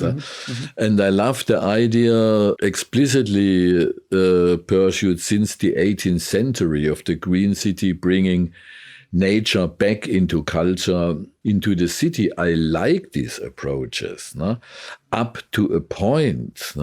And this up to a point, next to pragmatic considerations, this up to a point are ideological or worldview-based considerations, the questions of mindset. For instance, why we have to refrain from our architectural tradition, our built space, in favor of eco-optimized houses. This looks ugly. This is horrible. This is not a natural city for human beings, example. Or why we try to mimic a natural environment becoming our city. This is nonsense. It is not adapted to a conditio humana in that humans this is part of the conditio humana, are also cultural animals. We cannot live like the happy primitives of the 19th and 20th century anthropologists and ethnologists. We cannot live with nature. We have lost contact to nature. How to make this in mental terms alone, not to speak about pure facts. Also with a population of millions of people living in urban agglomerations, what the hell a natural city as a green city shall look like. Is it possible? I don't know. Very, very practical. Maybe mechanically, yeah. But if it's right, just a few minutes ago, we talked about what are the essential elements also for a human being to feel as being part of a city or built environment. What are those aspects? And just building a green city that is very infused by just energy efficiency per se, good topics in themselves, right? Of kind course, of a top-down technocratic manifestation of purely engineering principles onto the urban space in the sense of we can manage these things. But then again, the human condition is lacking. Because the human scale, the human, right, it always has to be a mixture. And I think also culturally speaking, there have been beautiful examples where nature was used for a long, long time and actually also infused the designs of architecture. One of the most beautiful examples is having, if you look at the kind of ancient Middle Eastern cities where you had water ponds, where you kind of knew where the wind is coming from. Then there were water ponds that transported cold or cool air, humidified air, transported it through the city to cool it down. And then also have these very narrow pathways with very high facades to keep the temperature down by providing shade, right? And all the air ventilation systems also within that. It seems, again, to be one of those human tendencies to go from one extreme to the other. This is one tendency. As one point is to look at these tendencies and in fact to accept them. And also the tendencies to go to extremes, because also go to extremes as a potential source of fundamentalism is an extreme is also reducing the real complexity of life. I do it this way or the other way. And it is easier. I have more overview. And therefore it might be part of a human condition. This is one thing. The other thing is, in actual terms, when confronted in recent times with many different fields of instability, and each of these fields can be considered as an field of force, of exercising its own power of physis. We have to look at these fields and we have to find also pragmatical solution for a worldwide population. You had this point when we made the symposium in Lisbon, when we have been invited by the Portuguese Chamber of Architects, where your example was the majority of people will live in urban agglomerations. The majority of urban agglomerations will live in slums. Plus, in Western countries at least, there is a tendency of increased unemployment, now enforced by these AI moves, which means in the end, the majority of the human population will live without regular work in slums. This is at the end of culture, realistically. And that's it. As a culture in a traditional understanding, in formal terms, of course, every single subculture is a culture by definition. Yeah. Ha, ha, ha. Yeah, but this is another point we are speaking about.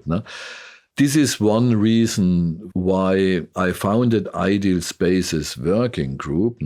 I want to avoid such a scenario because it would be the end of a human life with respect and dignity, of a human life deserving the name. Living in the circumstances you have outlined, it's the end. I think the end of culture is at the end of a human life a deserving the name. Yeah. Back then, the example which I brought were the kind of the mega cities from the movie Dread. Right? Horrible. But I mean, that's just one of the examples of in which direction this could lead, right? And with just the recent news in AGI and those topics, or at least in the research in those fields, the stuff needs to be regulated.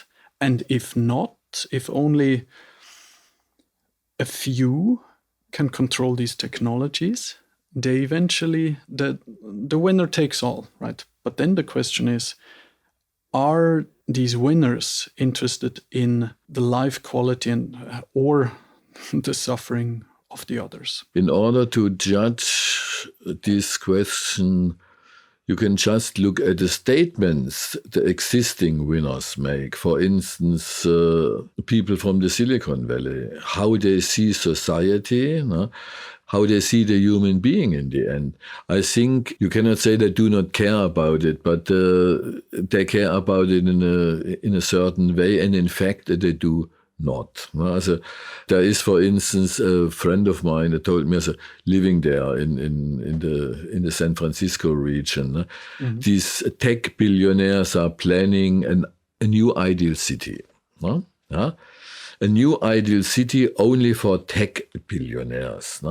What the hell is with the rest of the population and also with the new fourth world where ex-employees of these tech giants are living in tents in streets of one of the most wealthy nations in the world? This is incredible. This is incredible. And then we see how this basic worldview of a liberated market and the myth of the free market addressed earlier will lead to. You are liberated in a tent in the street. Fantastic. This is a special form of liberation. History repeats itself, right? Yeah. In this way, it repeats itself. And what I said earlier, and therefore we need an end of this uncontrolled neoliberal market system. We need to end it. Which needs a dialogue and which needs power to end it. With dialogue alone, you cannot end this. Sure. But it needs proactivity. It needs something to happen, which I believe Ideal Spaces Working Group is part of that vision to actually go in this direction, right? Exactly, yeah.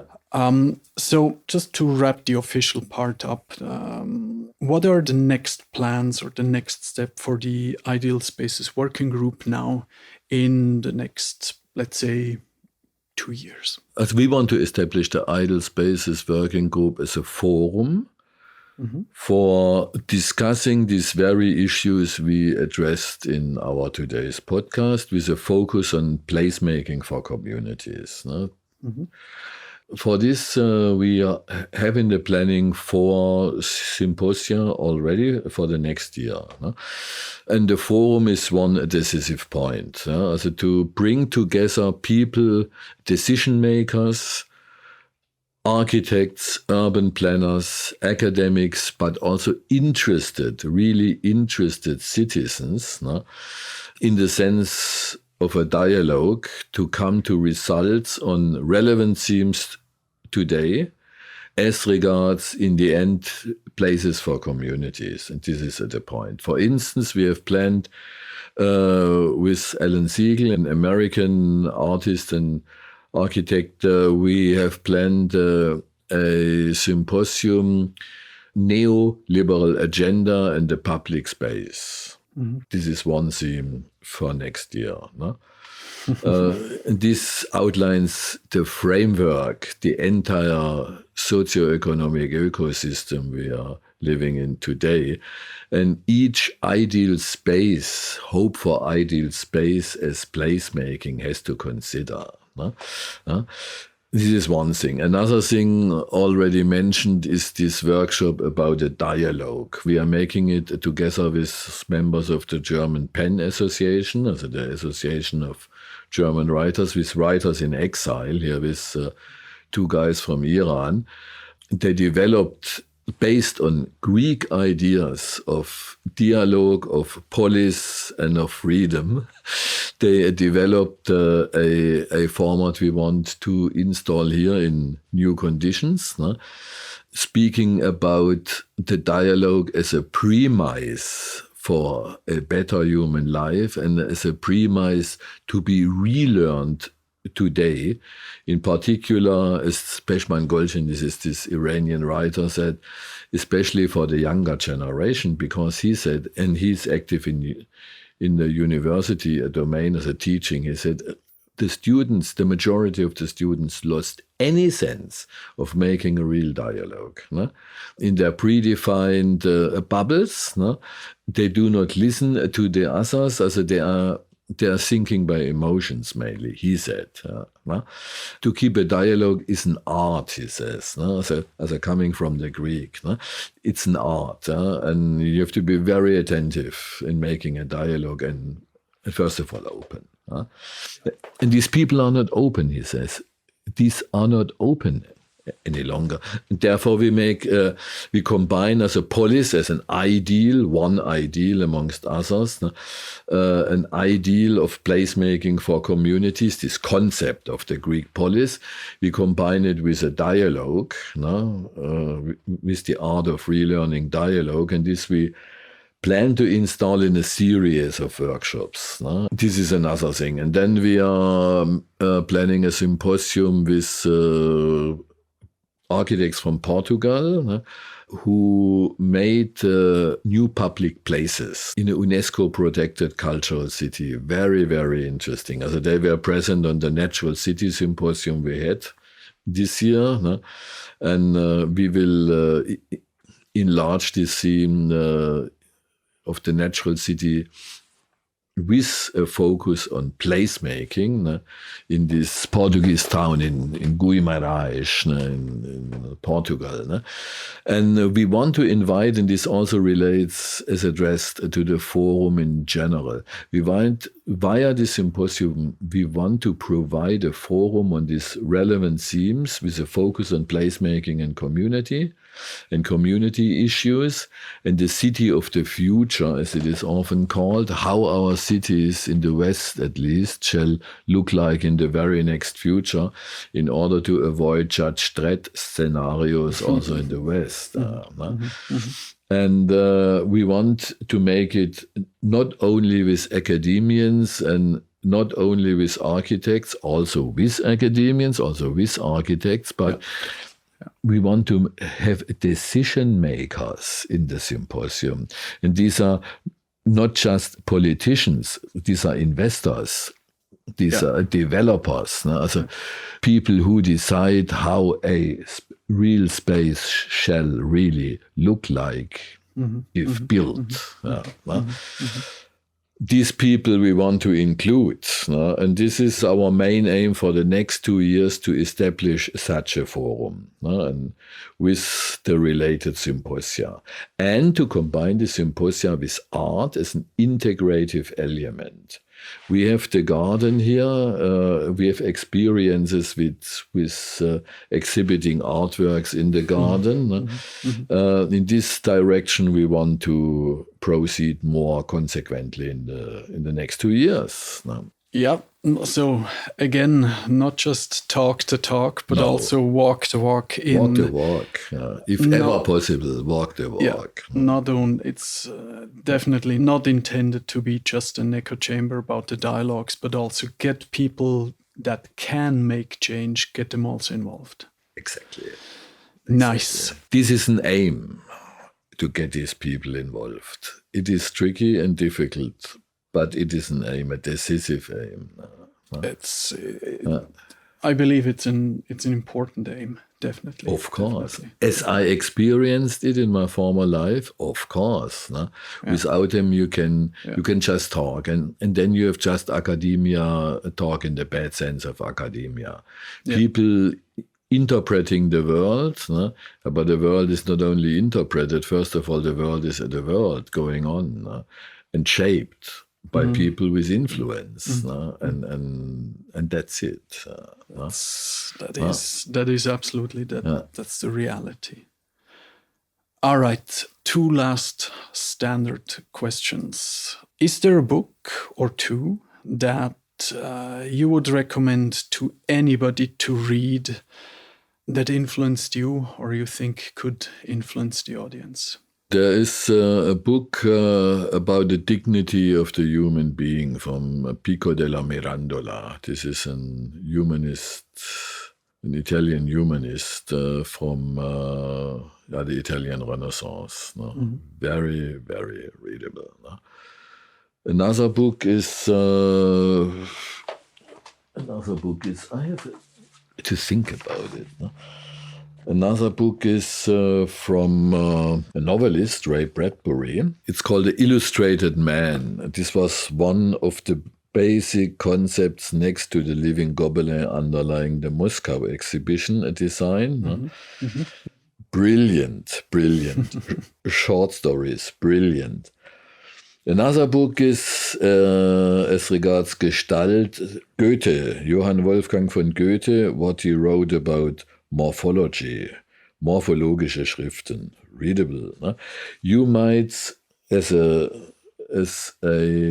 member of today's technicized and highly scientific society, do not smile about his approaches from the beginning of the 19th century. It's about a mindset. Goethe's morphology. We have World as Ideal Artifact, my own work. I would recommend it as regards longer and medium-term tendencies in the Western world. I would recommend, as regards the blurring of the understanding what is real reality, Baudrillard, The Agony of the Real. Fantastic. I would recommend Marc Augé, no? About transit spaces, no? Also the anthropology of super modernity. It has been written, I think, 2 decades ago or so, but it is still actual, the loss of place and therefore the loss of community. Yeah, these are spontaneously, these are the most interesting works. No? There are other works that influenced me also, but out of a sudden I would say read this. No? I mean, if looking at all of the books just in this room here, and there's probably plenty more which you read over the course of time, there's I guess 2 or 3 more books that you might recommend. I think so. Most probably, yes. Most probably. All right. So, and then last but not least, if there is one thing that you could change on this planet, what would it be and why? I think I have an idea, but... I would change the global regime of the neoliberal market agenda going on now. I guessed right. This is the very first and important thing to be changed. We change not ecological problems, we change just nothing without changing the existing system of the neoliberal market. Not of the free market as such, of the existing version of the free market as a neoliberal system. Change it. Anything last you'd like to add in general to any of the other topics we have addressed so far? Oh, it's a good point.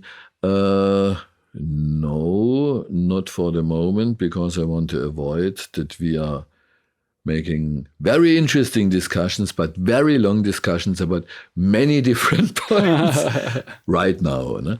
Yeah. Not for the time being. No? Except one thing. It's a motto I adopted from Martin Luther. I'm no Christian. No? And Martin Luther said, look, even if the world would explode tomorrow, would go down tomorrow, today I would plant an apple tree. This is a good motto. Mm-hmm. Positivistic. Yeah. Because we do not know if the world will explode tomorrow. But for sure, if we do not plant apple trees, it will get worse and it will go down. Yeah. No, absolutely. Makes sense. All right. This has been a long episode. Thank you so much for doing this with me. It's been a pleasure. And I learned a lot, again, like in all the dialogues that we had over the years. And yeah, it's been a pleasure again. And I hope that we can continue more of those dialogues in the future. We will continue. And I have to thank you for the chance of having this podcast with you today. Thank you so much. All right. Bye-bye. Bye-bye.